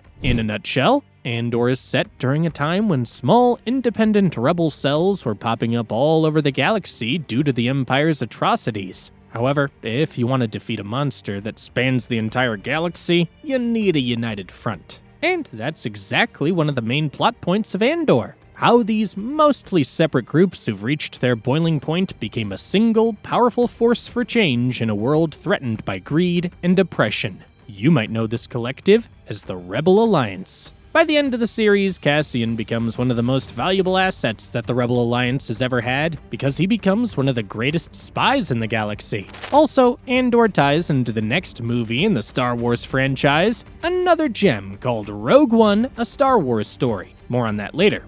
For now, what I'll tell you is that this series ends when the Rebel Alliance discovers that the Empire's been building a super weapon in secret. Star Wars Rebels 5 BBY to 1 BBY. Star Wars Rebels is another animated series within the Star Wars franchise. As the name suggests, Star Wars Rebels' story mainly revolves around the adventures of galactic rebels fighting the oppressive regime of the Empire. At the same time, the show also focuses on the Empire's attempts to hunt down Jedi who survived Order 66 and any other Force-sensitive individuals out there. Rebels' main characters involve a ragtag crew called the Spectres and their continuing efforts to undermine the evil Empire's rule. One of them is Ezra Bridger. Ezra's story is that he's a Force-sensitive kid who lives on the planet Lothal. Throughout the course of the series, Ezra would meet and eventually become a Padawan to another Order 66 survivor named Kanan Jarrus. Now, Star Wars Rebels doesn't necessarily have a single main character, considering that it's more of a story about an ensemble, but you can say that Ezra happens to be one of the more pivotal characters in this tale. By the end of the show, Ezra would seemingly sacrifice himself to defeat the villain of the series, the Imperial Grand Admiral Thrawn. Then, there's Kanan Jarrus. Kanan, as I've told you guys, happens to be another survivor of Order 66. In a nutshell, Kanan was a Padawan at the time of the Great Purge, and like most other Order 66 survivors, he spent his time in hiding after Sidious rebranded the Galactic Republic as the Empire. He'd eventually come into contact with the rest of Star Wars Rebels' main players and ultimately became part of the Spectres, all the while adopting Ezra to be his very own Padawan. Wait, a Padawan teaching a Padawan? Is that even legal in the Jedi Order? Doesn't matter because there is no Jedi Order these days. Anyway, Kanan also happens to be one of the few Jedi who has no problems using blasters to take out their enemies. Desperate times call for desperate measures, I guess. Kanan's own plotline in the series ends when he bites the dust during one of the crew's adventures. But it's not a complete tragedy, as Kanan got himself a hot girlfriend in the form of another mainstay in the series, Hera Syndulla, and by the end of Star Wars Rebels, it would even be revealed that the two would have a kid, a boy named Jason. As for Hera, she's the captain of the Spectre ship, Ghost, and basically serves as the mother of the group. More importantly, Hera would actually go on to become a hero in the Rebel Alliance in her own right. Then there's Sabine Wren. Now, Sabine's a Mandalorian who wears many hats. At the start of the series, she's depicted as a bounty hunter and graffiti artist. Her backstory, though, is more tragic. You see, Sabine also happens to be quite an engineer. She used to work with the Empire as a weapons developer prior to the start of the series, but ultimately broke away from it when they used her own invention to kill scores upon scores of Mandalorians. Sabine has her own storylines within the Rebels series, which more or less focuses on the Mandalorian side of things, but keep your eye on this character, guys. She'll have a much bigger part to play in the saga. Of course, I also have to mention Zeb, yet another member of the group who arguably has the most tragic backstory among the crew. You see, Zeb hails from the planet Lasan, but he was no ordinary citizen. The man was a member of its prestigious Honor Guard, which was basically a unit of highly trained operatives directly under the command of the planet's royal family. The badassery doesn't just end with Zeb, because Lyra-San also happens to be one of the very first planets that saw through the Empire's bullcrap and wasted no time mounting an attack against them. However, like most rebel efforts in those early days, the Empire got the better of them and nearly wiped out their entire race. Zeb would survive the events of Rebels and would serve as an important player in the climactic fight between our heroes and Thrawn during the show's closing arc. And rest assured that this was not the last time you'll be seeing this character if you follow Star Wars media. Finally, there's Chopper. Chopper, whose real name is C-110P, is Star Wars Rebels droid, because it wouldn't be a Star Wars show without at least one of these little guys. Now, I'm not going to give away too much about this character, but let me tell you this. When the chips are down, I'd rather have Chopper on my side than any other Jedi or Rebel hero out there. Don't F with Chopper. But perhaps the most crucial addition to this show's cast who doesn't formally belong to the Spectres is none other than Ahsoka Tano. Yes, her again. When we last saw her, Ahsoka had made a vow that she'd make an active effort to fight the Empire, and, well, she stays true to her word. Ahsoka will even have a bigger part to play in the entire Star Wars saga as time goes on, so once more, keep her name in the back of your mind. Rogue One, a Star Wars story. 1 BBY. Rogue One, a Star Wars story, picks up right at the conclusion of the Andor TV series. You see, right after the end of Andor, Cassian reaches out to one of his contacts in hopes of uncovering details about the superweapon the Empire's secretly been building. And it's in Rogue One where he finally learns that it's the Death Star, a superweapon literally the size of a moon that has the capability to wipe out an entire planet with a single strike. But Cassian isn't the sole focus of Rogue One, he's actually more of a secondary protagonist, because this story primarily focuses on a character named Jyn Erso. Now, Jyn happens to be the daughter of Galen Erso, who was a brilliant scientist forced back into Imperial service after the Empire tracked him down. You see, Galen was the key man responsible for developing the technology behind the Death Star's super laser. The thing is, Galen was not on board with the Empire's regime, so he made sure to install a hidden vulnerability in the Death Star, a flaw within its reactor system that would allow the rebellion to destroy the entire station. Long story short, the Imperial forces who came to forcibly retrieve Galen, led by the project's director Orson Krennic, killed Jyn's mother but failed to capture Jyn, which allowed her to survive in hiding until now. Jyn would end up allying with Cassian along with a few others like K2SO, an Imperial droid that Cassian requisitioned, Chirrut Imwe and Baze Malbus, a couple of monks who belonged to the same cult of Force worshippers on the planet Jedha, and Bodhi Rook, a defected Imperial fighter pilot. So, Rogue One's core storyline revolves around Jyn, her crew, and the rest of the Rebel Alliance's efforts to retrieve the Death Star blueprints that Galen created prior to his death. Overall, Rogue One is a great entry in the series, although it doesn't end well for everyone. You see, Rogue One ends with our heroes successfully acquiring the Death Star schematics, but it also comes at a heavy cost. Everyone, from Jyn to Cassian to every other unnamed rebel, loses their lives in the final climactic battle. This story ends with the superweapon schematics falling into the hands of the one and only Princess Leia, who has since grown into one of the Rebel Alliance's most important operatives since we last saw her in the Obi-Wan Kenobi miniseries. The problem is, the Empire is well aware of this development, so they send out their most fearsome agent, Darth Vader, to go after Leia and prevent her from showing the Death Star schematics to the rest of the rebels. This, of course, directly leads into the next mainline entry within the Star Wars universe that I'm going to talk about. Star Wars Episode 4, A New Hope. 1 BBY to 0 BBY.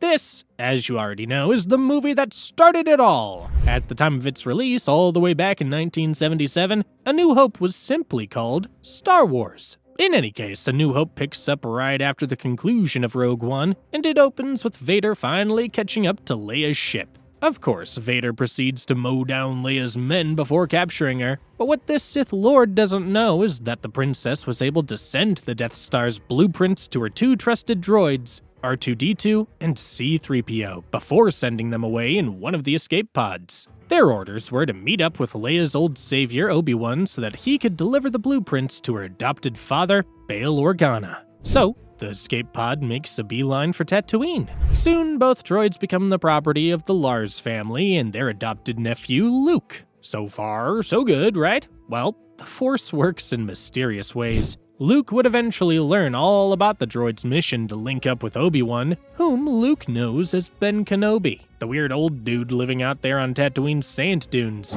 So, Luke ends up taking the droids to Obi, and it's here where we get one of Star Wars' biggest inconsistencies. See, R2-D2 and C-3PO have been around Obi since before the Clone Wars, yet they don't remember him. On one hand, Star Wars' lore neatly explains this, stating that C-3PO got his memory banks wiped after Bail's orders at the end of Revenge of the Sith. However, Obi not remembering the droids? Well, you can chalk it up to old age or just call it what it is. A big plot hole. In any case, Obi reveals his past as a Jedi to Luke and basically coaxes the boy to joining him in rescuing Leia. So, Luke pretty much becomes Obi's Padawan apprentice after this. On a much darker note, the Empire sends a bunch of stormtroopers to the Lars family's homestead, where they kill Owen and Beru while Luke is hanging out with Obi. Along the way, Luke and Obi meet Han and Chewie, who have since made a name for themselves as infamous smugglers in the Outer Rim's Underworld. Luke and Obi hire the duo to give them a ride off Tatooine aboard their ship, the Millennium Falcon, and get them to Leia's home planet of Alderaan. This mission quickly fails. For one, the Empire, under the command of Grand Moff Tarkin, who's one of Sidious's tyrannical galactic prime ministers, orders the Death Star to blow up Alderaan. Also, Vader's ship manages to catch the Millennium Falcon while it's on its way to Alderaan. So, our heroes instead go on a rescue mission to save Leia from Vader and the Empire's clutches. Han, Luke, and Chewie successfully save Leia, but it's here where Vader and Obi engage in a duel that leads to Obi's death. From there, our heroes head over to Yavin 4, the Rebel Alliance's home base, and debrief everyone about the Death Star's weakness. The Alliance then goes on a mission to destroy the Empire's superweapon, and Luke ultimately becomes the one that drops the photon torpedo down the Death Star's weak point, its exhaust port. The Death Star explodes, our heroes rejoice, Leia gives Han and Luke medals, but not Chewie for some reason, there's a big celebration, and the credits roll on the movie that started the whole Star Wars franchise. Star Wars Episode 5, The Empire Strikes Back, 3 ABY. So it's been 3 years after the Battle of Yavin, the mission that led to the Death Star's destruction. And the next movie I'll cover is Star Wars Episode 5, The Empire Strikes Back, arguably the greatest movie in the entire Skywalker saga. Empire Strikes Back first catches up with the main players from the previous movie. We initially find out that the Rebel Alliance has set up shop on the ice planet Hoth. Luke has gone on to become one of the Alliance's best fighter pilots, all the while continuing his Jedi training with the help of Obi's ghost. Meanwhile, Han and Chewie have been working with the Alliance as independent contractors. Luke ends up leaving the rest of his allies when Obi's ghost tells him to go to the planet Dagobah and meet the old Jedi Grandmaster Yoda to continue his training. Luke obeys and flies off. Not long after that, Vader and the Empire track down the Rebels' base and proceed to ambush it. This forces the gang, made up of Han, Leia, Chewie, R2, and 3PO, to escape aboard the Millennium Falcon. Empire Strikes Back also introduces us to another character who would go on to become one of the biggest icons in the franchise, Boba Fett. I'm speaking from the perspective of the movie's chronological real-world release, of course, since we've already met Boba way back during Attack of the Clones. And if you remember, Boba happens to be the clone son of Jango Fett, the bounty hunter who was used as the template for all the clone troopers back in the Clone Wars era. And, like his dad, Boba went into the bounty hunting business. Anyway, the reason I'm telling you about Boba Fett now is because Vader ends up hiring a bunch of bounty hunters to capture Leia and the gang, and this dude happens to be one of them. In the meantime, our heroes go to a planet called Bespin to seek refuge with Han's old friend, Lando Calrissian. However, a series of events would eventually lead to Lando betraying Leia and her group to Boba and Vader. While this is all happening, Luke is able to meet Yoda and starts training with him. However, Luke's Jedi studies are cut short when he senses that Leia and his pals are in trouble. So, in spite of Yoda's protests, Luke heads to Bespin to save his friends. Well, let's just say that things don't go well for the good guys in Empire Strikes Back. First, Han ends up getting frozen in a slab of carbonite before Boba proceeds to take him to Jabba the Hutt, a big-time gangster who Han owes credits. But hey, at least Han and Leia finally confess their feelings for each other before he gets slabbed. Although Luke soon arrives to rescue Leia, Chewie, and the droids, he ends up walking straight into Vader's trap and loses his hand in the process. But that's not even the worst of it. The real kicker comes when Vader finally reveals that he's Luke's dad. Also, another thing to keep in mind is that Luke and Leia don't know they're twins at this point yet. They even kiss during the movie, which is super weird. On the bright side, Lando gets a change of heart after betraying Han's crew and becomes part of the core cast of protagonists in the series. You see, Lando didn't screw them over initially because he's a bad guy. He only did it to save the people under his command on Bespin. All that said, Empire Strikes Back ends with Luke, Leia, and the droids successfully rejoining the rest of the Rebel Alliance, who have since become space nomads after the destruction of their Hoth base. Meanwhile, Lando and Chewie hop onto the Millennium Falcon to retrieve Han. Star Wars Episode 6, Return of the Jedi, 4ABY. Star Wars Episode 6 Return of the Jedi serves as the conclusion of the original Star Wars trilogy that ran from 1977 to 1983. Return of the Jedi is set in 4ABY, just a year after the conclusion of Empire Strikes Back. We learn that there's been a couple of big developments during this period. One, Luke more or less has graduated from his makeshift Jedi Academy training and is now ranked as a Jedi Knight. And second, our heroes have successfully tracked down Han's location to Jabba the Hutt's palace in Tatooine. Return of the Jedi opens with Luke and Leia and the rest of the gang mounting a daring rescue mission to retrieve Han. As you'd expect, things go pew-pew and bam-bam, and our heroes ultimately succeed in saving their friend. Oh, and they even kill Jabba and knock Boba Fett into the mouth of a desert monster called the Sarlacc. While he looks like a goner, Boba's not really dead, but more on that later. Afterward, Luke travels back to Dagobah to pay Yoda his final respects. The guy's old, so he's about to bite the dust anytime. But before that can happen, however, Yoda confirms a couple of things. First, he verifies that Vader is indeed Luke's real dad. Second, Yoda reveals that there's still another Skywalker out there in the galaxy. Yoda never gets to reveal who it is, because he dies shortly after dropping those bombshells. However, we already know who it is. It's Leia, and Obi's ghost even reveals this to Luke. The rest of Return of the Jedi focuses on what would be the war that would ultimately cause the downfall of Sidious's empire. This all goes down when the Rebel Alliance catches wind of the Empire's ongoing efforts to build a second Death Star. So, our heroes mobilize and prevent this project from being completed. Long story short, the good guys manage to destroy the second Death Star. Luke and Vader get into another scuffle along the way, which ends when Darth Sidious intervenes and tries to take out Luke. Vader finally gets his life together and rescues Luke by hurling his boss down an energy shaft. Sidious dies, and Vader gets mortally wounded in the process and bites the dust soon after. With the second Death Star blown to bits and Sidious dead, the Empire more or less collapses. Peace is brought back to the galaxy, and as the old prophecy states, balance has indeed returned to the Force, which, in a weird way, Anakin fulfilled when he tossed Sidious down that hole. A huge party happens on the forest moon of Andor in the aftermath of the battle. There's music, there's dancing, there's bongos made out of hollowed-out stormtrooper skulls. It's a wild one. More importantly, Luke reveals his relationship to Leia. They realize they're really twins, but they're not icked out by their kiss in the previous movie. Even better, this leaves Han open to swoop in and get the princess. Luke sees Anakin, Yoda, and Obi's ghosts and waves goodbye to them. All is right in the galaxy, and the credits finally roll on the original trilogy. Star Wars Tales of the Empire, Path of Hate, 9ABY.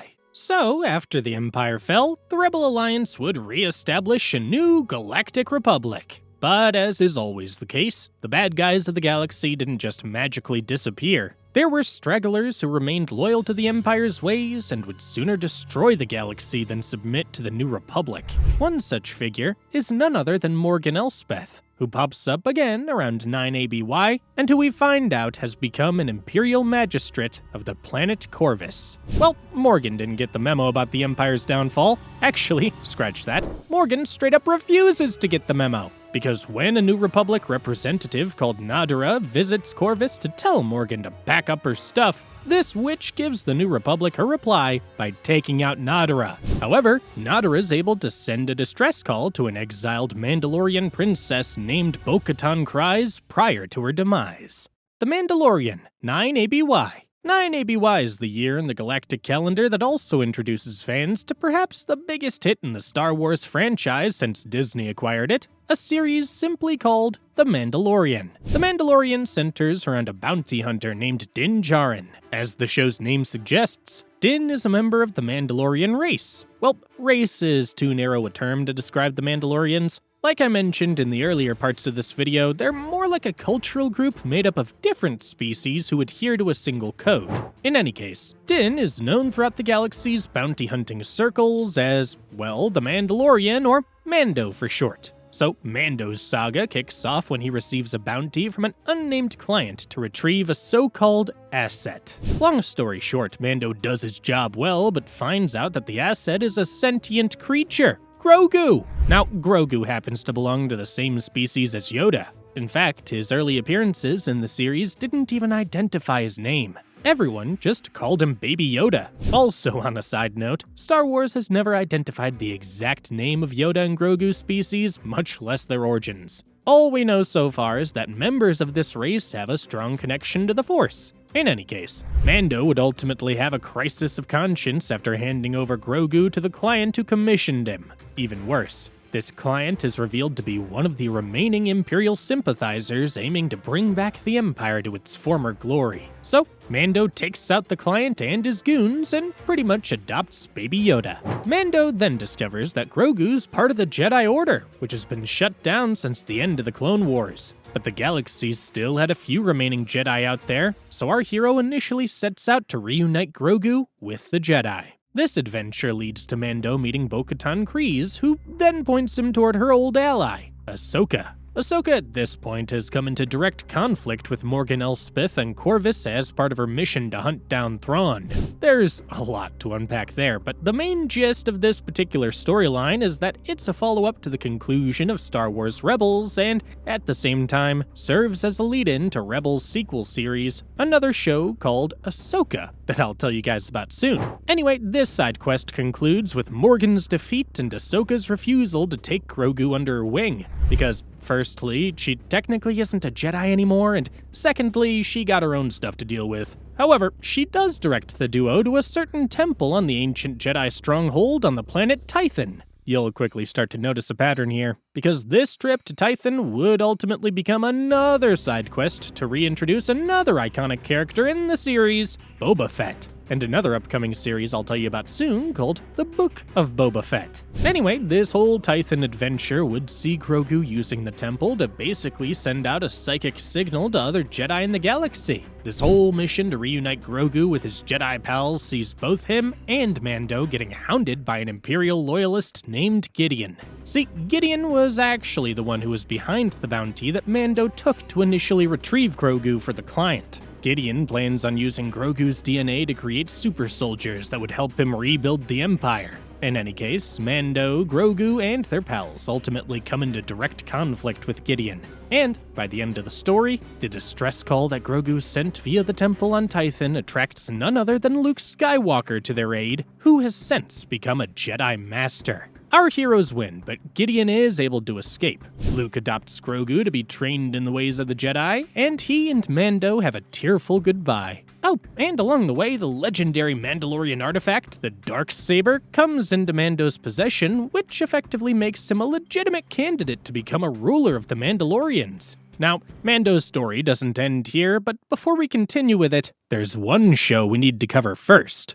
The Book of Boba Fett, 9 ABY. The Book of Boba Fett picks up during the events of The Mandalorian. Personally speaking, this show was okay, but nothing to write home about. I'd say that the Book of Boba Fett served more as an excuse for Disney to keep milking the character than actually make an interesting show. Regardless, this show starts with an explanation of how Boba survived his encounter with Luke and the gang during the events of Return of the Jedi. Turns out that he survived the Sarlacc by using a dead stormtrooper's oxygen supply and then burning his way out with his flamethrower. In the present, Boba and his trusty companion, a former elite Imperial sniper named Fennec Shand, take over Tatooine's most powerful crime syndicate after the power vacuum left by Jabba the Hutt's demise. Boba and Fennec end up coming into conflict with another crime family, the the Pikes, and the most interesting thing to happen in this series is when the duo calls for Mando's help, and the dashing bounty hunter appears in the latter half of the series. Long story short, Mando helps Boba and Fennec defeat the Pikes, and Boba becomes the new Lord of Tatooine. The biggest development that happens in the Book of Boba Fett doesn't even have anything to do with Boba himself. Instead, it's about Mando reuniting with Grogu after the little guy decides that he doesn't want to be a Jedi. The Mandalorian continued, still 9 ABY. So, like I said, Mando and Grogu get back together during the events of the Book of Boba Fett. Now, this next part within the Mandalorian saga sees the duo reuniting with Bo-Katan, and the story mainly revolves around the re-establishing the Mandalorians as a legitimate, functioning group within the galaxy. There's tons to unpack here, so here's some things you should know. First, Bo-Katan is the rightful heir to the Mandalorian throne. The problem is, the Mandalorians believe that whoever possesses the Darksaber should be the one to lead their group, and since Mando is currently the one who holds the Darksaber, Bo-Katan can't easily claim her birthright. Second, the Mandalorians' home planet, Mandalore, was destroyed sometime around 4 and 5 ABY. Third, there's the Darksaber. The general idea of possessing this ancient artifact and symbol of Mandalorian leadership is simple. Defeat its current owner, and ownership of the thing is passed down to you. There's a loophole to this rule, which I'll explain later, but that's the main gist of it. Finally, the main villain of this piece is Gideon, who continues being a dick to everyone after escaping our hero's clutches not too long ago. This whole story arc sees Mando, Grogu, and Bo-Katan discovering that Mandalore isn't as uninhabitable as everyone believes. The long and short of it is that the Mandalorians are able to resettle on Mandalore after defeating Gideon and his cronies. Even better, Bo-Katan's able to claim her birthright after Mando uses a loophole in the rulebook that allows her to legitimately claim ownership of the Darksaber. No, they didn't undergo single combat to do this. Instead, there's a certain part of their adventure where Bo-Katan's able to defeat a creature that's defeated Mando. And that's the loophole right there. If you beat the guy who beat the current owner of the Darksaber, then that basically makes you the rightful owner of the ancient artifact. On top of that, Grogu finally gets formally inducted into the Mandalorian tribe, and by the end of the story, the duo decides to retire. At least for the time being, to a patch of land on the planet Navarro. Everybody more or less gets what they want and lives happily ever after. Oh, who am I kidding? Nobody gets to live happily ever after in Star Wars, because as long as there's money to be made, you can bet they're going to come up with some more stories featuring these characters sooner or later. Ahsoka, 9 ABY. As I told you guys before, Ahsoka's appearance in The Mandalorian spins off into her own storyline. 2023's Ahsoka also more or less serves as the successor to Star Wars Rebels, given that most of the main characters from it appear here. Now, this tale picks up a few years after the conclusion of Rebels, and as has already been established in The Mandalorian, Ahsoka's been continuing her hunt for Grand Admiral Thrawn and Ezra Bridger. The biggest development that we learn here is that Ahsoka actually took Sabine as her apprentice at some point after Rebels. I wouldn't say Sabine was her Padawan, since Ahsoka herself admits that she's technically not a Jedi, so apprentice is more a fitting word, I guess. In any case, Sabine and Ahsoka have become estranged by the time the show's story begins. We don't really know the exact details about it, only that Ahsoka says she was the one who quote-unquote gave up on Sabine's training. At the start of the series, Ahsoka's just found her lead in her search for Thrawn and Ezra, an ancient map detailing the coordinates to Peridea. If you recall, Peridea is a planet in an entirely different galaxy, and this happens to be the same place where Ezra and Thrawn were left at the end of Star Wars Rebels. Ahsoka would reconcile with Sabine and pretty much resume her training while they decipher the map and find a way to reach Peridea. But, of course, it's easier said than done. That's because, on the other side of this adventure, there are a few familiar antagonists. First is Morgan Elspeth, who's since left Corvus to proceed with her grand mission of returning Thrawn and his stranded Imperial fleet from Peridea to the mainline Star Wars galaxy in order to start another galactic civil war. Then there's Baylan Skoll and Shin Hati, who, in my opinion, are a couple of great additions to the overall lore of Star Wars. Now, Baylan Skoll happens to be a former Jedi Knight who has since denounced the ways of the Jedi and started working as a soldier for hire along with his apprentice, Shin Hati. Morgan initially hires Baylan and Shin to retrieve the same map Ahsoka found. What everyone doesn't know is that this duo has plans of their own. Keep in mind, Morgan wants to bring Thrawn back to the main galaxy, while Ahsoka wants to prevent that from happening. Baylan goes a step further. Because unlike the Jedi or Sith, Baylan has realized something you guys probably also did while watching this video. The history of the galaxy just runs in cycles. One day, the Jedi and Republic are on top, the next it's the Sith or whatever other faction out there. So, Baylan's gotten sick of that garbage. The problem is, this villain doesn't lay it all out in the single season of Ahsoka that's been released so far, so we don't exactly know what he wants. The only thing we know is that he aims to bring about a quote-unquote new beginning. Now, the show's entire first season run would take viewers from far-flung planets in the mainline galaxy to Peridea itself. There are a few big developments within the overall lore that happened by the end of the show. One, we find out that Ezra and Thrawn are indeed still alive on Peridea. Not only that, but they've been thriving in this foreign galaxy. Ezra, Sabine, and Ahsoka would even reunite along the way. This show would also see the end of Morgan Elspeth after she sacrifices herself for her dark cause.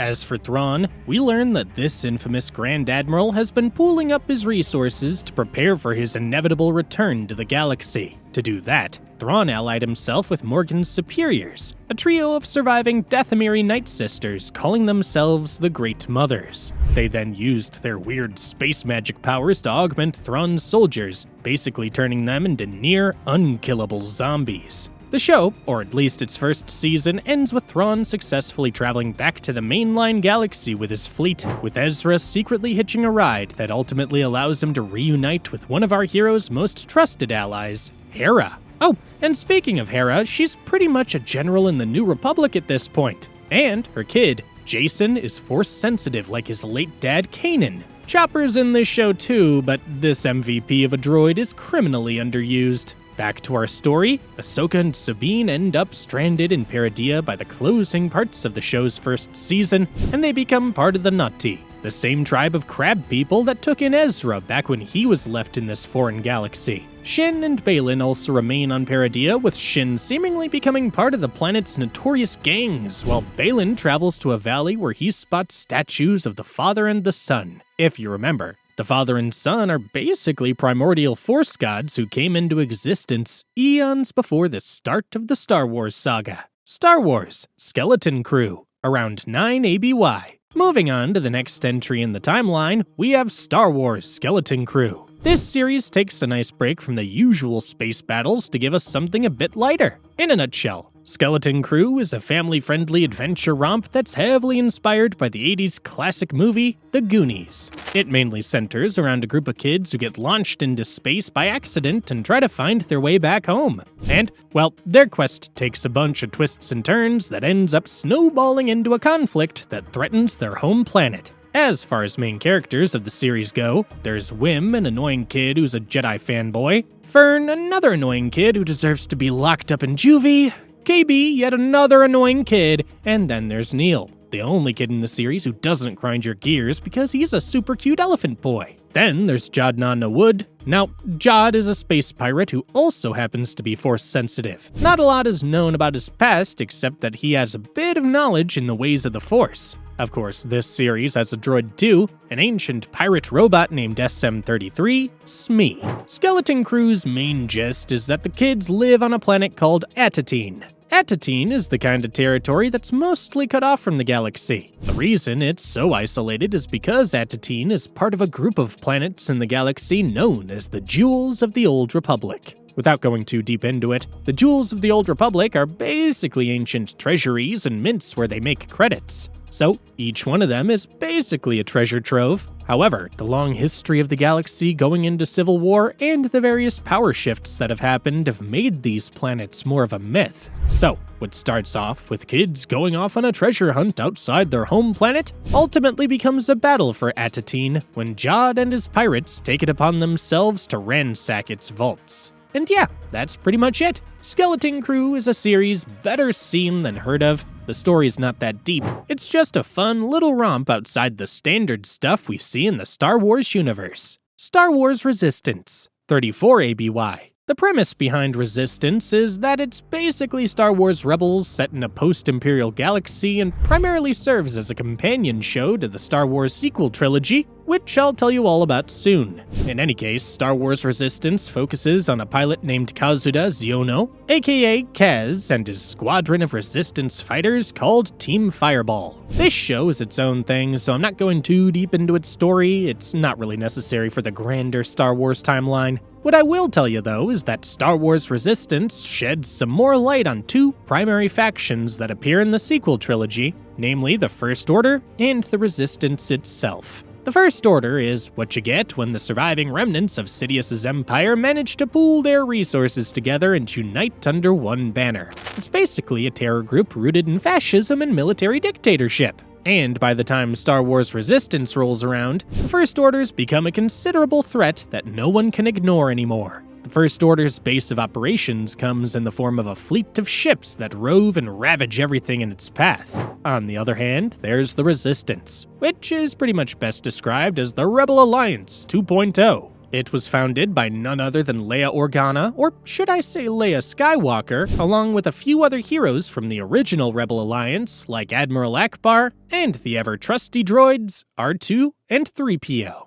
Star Wars Episode 7, The Force Awakens, 34 ABY. And so we arrive at the last trilogy of Star Wars movies, also known as the sequel trilogy. This serves as the third and final section of the Skywalker saga and occurs 34 years after the Battle of Yavin from the original trilogy. The Force Awakens introduces us to a set of new main characters, all the while getting us reunited with the icons from the past. Now, The Force Awakens is set at a time when the First Order is right in the thick of their campaign of terror throughout the galaxy. At the same time, the Resistance is doing their best to counter the First Order's efforts and prevent it from infecting the planets and systems that the New Republic still controls. Oh, and you might be wondering how the New Republic even allowed this to happen? Well, that answer's simple. They've been soft. See, the Rebel Alliance won against the Empire and installed the New Republic, only for it to become a group of idiots who wouldn't listen to Leia when she told everybody that Imperial remnants were going to strike one of these days. Those morons in the New Republic's Senate even expelled Leia from her seat because of her biological relation to Darth Vader. And by the time the First Order had already been carving a bloody path through the galaxy, all the New Republic could do was cry back to Leia and the Resistance to help them. So, here we are. It's up to our heroes to bail out these idiots again. Another thing you should know is that Luke Skywalker, who's basically become the Jedi's de facto figurehead and Grand Master since the end of the original trilogy, has gone missing by the start of this movie, prompting the First Order to hunt him down. The First Order's leader is a guy known only as Supreme Leader Snoke, a figure shrouded in mystery with even his underlings not knowing who he is. But the more immediate threat here is Snoke's very own apprentice and personal goon, Kylo Ren, another dark side-aligned Force user. Think of Kylo Ren as a whiny, entitled version of Darth Vader. In fact, Kylo doesn't even hide that he's a Vader fanboy. Now, The Force Awakens has a trio of main protagonists similar to the original trilogy. There's Rey, who's introduced here as an orphan with a blurry past who's been stranded on the desert planet of Jakku since she was a little girl. Rey would eventually discover that she's Force-sensitive throughout the course of the movie and attempt to search for Luke so that she could train under him. There's also FN-2187, aka Finn, a First Order stormtrooper who defects to the Resistance after he realizes they're a bunch of lunatics. And then there's Poe Dameron, who's an elite Resistance agent and fighter pilot. Oh, and of course, we get a friendly droid companion here, BB-8. The Force Awakens also sees the return of several classic Star Wars icons like Leia, Han Solo, who we learned here married Leia but has since separated, R2 and 3PO, and even Chewie. All that said, the Force Awakens story mainly revolves around the Resistance's discovery of a new superweapon that the First Order is building called Starkiller Base. Starkiller Base is what happens when you go nuts and think that a weapon the size of the moon, like the Empire's Death Star, is too small. So you go for the next logical step, making one that's as big as an entire planet. You see, Starkiller Base was actually the planet Ilum that was converted into a weapon. Long story short, Rey, Finn, Poe, and the rest of our heroes take the fight to the First Order and ultimately destroy Starkiller Base. And guess what? Like the Death Star, Starkiller Base has its own fatal weak point, which is a thermal oscillator that Poe shoots, causing the entire superweapon to implode. Looks like bad guys never learn from their mistakes. Along the way, Rey meets and becomes close to Han and Chewie. We also find out that Luke actually tried to reestablish the Jedi Order not too long ago, but ultimately failed when one of his students went crazy and hacked some of his Jedi Academy mates to death. This drove Luke to exile himself. The biggest development that The Force Awakens gives us is the reveal that Kylo Ren happens to be Han and Leia's son, Ben. And if you're wondering, yes, Kylo is also the same student who went postal and ruined Luke's Jedi school in the past. Kylo would kill his dad in this movie as part of his initiation into becoming a bona fide Darth Vader. And by the time the credits roll, Starkiller Base would be destroyed like I mentioned earlier, but most of the big players on both sides of the conflict survive and retreat to each of their HQs. As for Rey, she and BB-8 managed to track down Luke on a planet called Ahch-To, an ancient Jedi stronghold in the galaxy's unknown regions. Star Wars Episode 8, The Last Jedi, 34 ABY. The next movie in the timeline, The Last Jedi, takes place in the same year as its predecessor. At this point, the First Order has more or less taken over most of the New Republic's territories, effectively forcing our heroes' resistance to be on the back foot. The Last Jedi opens with a First Order ambush on the Resistance base, forcing the good guys to make a tactical retreat. Most of the storyline, at least as far as the Resistance side of things is concerned, transpires as a high-speed chase between what remains of the Resistance's ships and the pursuing First Order's fleet, led by Kylo Ren. Leia falls into a coma along the way too, after the enemy successfully bombards the Resistance flagship.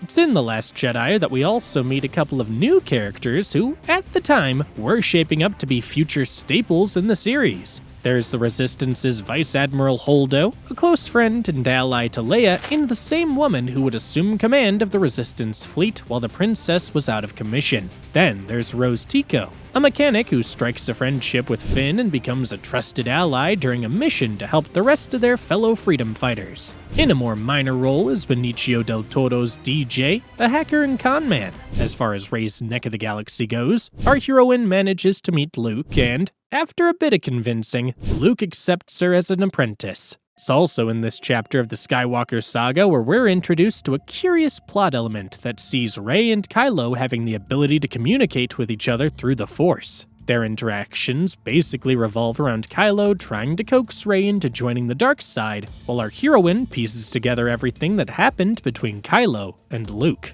Also, this movie sheds more light on the tragic end of Luke's attempt at rebuilding the Jedi Order. Turns out that Luke had a lapse in judgment and thought about killing his nephew when he caught wind of Snoke's influence on Ben, which prompted the boy to act out of fear and do what he did. Kylo eventually manages to convince Rey to meet aboard the First Order's flagship, where she's presented to Snoke. Snoke would order Kylo to execute Rey, but he'd take out Snoke instead and pretty much assume control of the entire First Order, all the while convincing Rey to join his side. But Rey says nope, and they get into another lightsaber duel. Now the high-speed chase between the First Order and Resistance ultimately leads them to the planet Crate, where our heroes make their last stand against the First Order.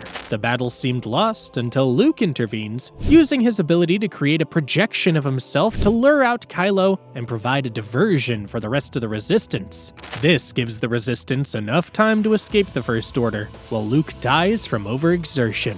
But hey, he dies happy knowing he did the right thing, and, well, that's where The Last Jedi ends, with our heroes falling back and the First Order seemingly running rampant in the galaxy. Star Wars Episode 9, The Rise of Skywalker, 35 ABY. And so, we arrive at the final installment of the Skywalker saga, Star Wars Episode 9, The Rise of Skywalker. This serves as the closing chapter of the story that started all the way back in 1977, and frankly, this movie was not good. Disney pretty much threw everything that the first two movies in the sequel trilogy built out the window. Remember when I told you guys how The Last Jedi set up a few characters who seemed like they were going to play bigger roles as the franchise went on? Yeah, that's not happening anymore, because Disney wasn't having none of that. Vice Admiral Holdo's absence is understandable, sure. She bit the dust when she kamikazed her starship into the First Order in The Last Jedi after all. But Rose? It's a disservice to the series and its fans in general that the Rise of Skywalker gave this character literally less than 5 minutes of screen time. Same goes for DJ. And let's not forget the whole mystery about Finn whispering something to Rey in one of the scenes in this movie. It's never revealed throughout its runtime, and the only reason we know exactly what it was is because the director J.J. Abrams revealed it in an interview after the movie had already been released. Spoiler alert, Finn is Force sensitive. And that's that. Nothing came of it. As testament to how bad this movie was, The Rise of Skywalker would be remembered for Poe Dameron's eternal line, which basically sums up how much of a mess this final chapter is. Somehow, Palpatine has returned. That's right. No explanation, no precedent, not even a whiff of a hint. It's just that somehow the big antagonist of the original trilogy has come back from the dead and is now the main antagonist in this one. Good job, Disney. Okay. Sorry about this little rant. Now let's talk about what actually happens in this movie. Set a year after The Last Jedi in 35 ABY, The Rise of Skywalker sees Kylo Ren assuming the role as the First Order's supreme leader after killing Snoke in the previous movie. Its story begins with Kylo searching for an ancient Sith wayfinder, which is basically a map that would lead him to Palpatine, because, again, somehow Palpatine has returned. Long story short, Kylo gets what he needs and meets the old Emperor, who strikes a deal with him to take out Rey in exchange for an entire armada of Star Destroyers. As for Rey, we learn that she's since continued her Jedi training under Leia. Anyway, the Resistance eventually gets information about Palpatine's whereabouts, so they make preparations to find a map that would get them there. Along the way, The Rise of Skywalker fakes us out by pretending to kill Chewie, but he survives. 3PO also becomes the MVP of this story when he elects to get himself mind-wiped to help the team. It's a huge emotional moment, until R2-D2 just restores his memory from a backup 10 minutes later, making this sacrifice pointless. Kylo would, of course, try to get his hands on Rey, but his mom Leia intervenes using her Force powers, which kills her? Anyway, Rey and the gang ultimately reach Exegol, the planet where Palpatine is. And it's here we get another dumb reveal. You see, one of the biggest mysteries in the sequel trilogy was Rey's origins. And believe me, there were tons of fan theories that popped up between 2015 and 2019, ranging from Rey being Obi-Wan's grandkid to her actually being Kylo's secret sister. Well, it's none of that, because she actually turns out to be Palpatine's daughter/granddaughter. You see, it's revealed that Palpatine had been messing around with cloning technology this whole time. One of his clones ended up getting some random girl pregnant, and eventually Rey was born. This movie didn't even bother to give Rey's parents any names, although these names would later be revealed in a tie-in novel to be Miramir, her mom, and Dathan, her dad. Anyway, Sidious's ultimate plan is to use Rey as his vessel, which would only happen if she kills him, but Rey ultimately refuses. Along the way, Kylo also realizes that he's acting like a total idiot, so he renounces the Kylo Ren name and returns to being good guy Ben Solo, turns his back on the dark side, and becomes an ally to our heroes. Kylo then follows Rey to Palpatine's private chambers. A huge fight ensues, and we also learn that the reason these two kids could communicate with each other through the Force is because they're what's called a dyad. A dyad is basically when the Force makes a couple of souls intertwined. Oh, and while all this is happening, the Resistance is duking it out with Palpatine's armada above Exegol. The story reaches its climax when Rey and Ben fight it out with Palpatine. Rey and Ben come out on top, but Rey dies in the process. This leads to Ben's final act of redemption. He uses Force Heal to transfer his entire life force into her, literally trading his life for hers. Then they share a kiss, just before he vanishes into the Force. Above the skies of Exegol, Palpatine's entire armada gets wrecked when the Resistance destroys its flagship and transmission tower, basically rendering the villain's fleet useless. Anyway, The Rise of Skywalker ends with a W for the heroes. The First Order's destroyed, the Resistance celebrates, Chewie finally gets a frickin' medal, and just before the credits roll, we learn that Rey has adopted the Skywalker surname to carry on Luke and Leia's legacy. Yep, that's how this epic saga, which ran for more than 40 years, leaves things, with the lingering feeling that you're not going to get back 2 hours and 22 minutes of your time after seeing this train wreck of a conclusion. And that, guys, is the entire Star Wars timeline. I just want to thank you for sticking with me until the end of this video, and I sincerely hope you enjoyed watching it. See you soon, and may the Force be with you.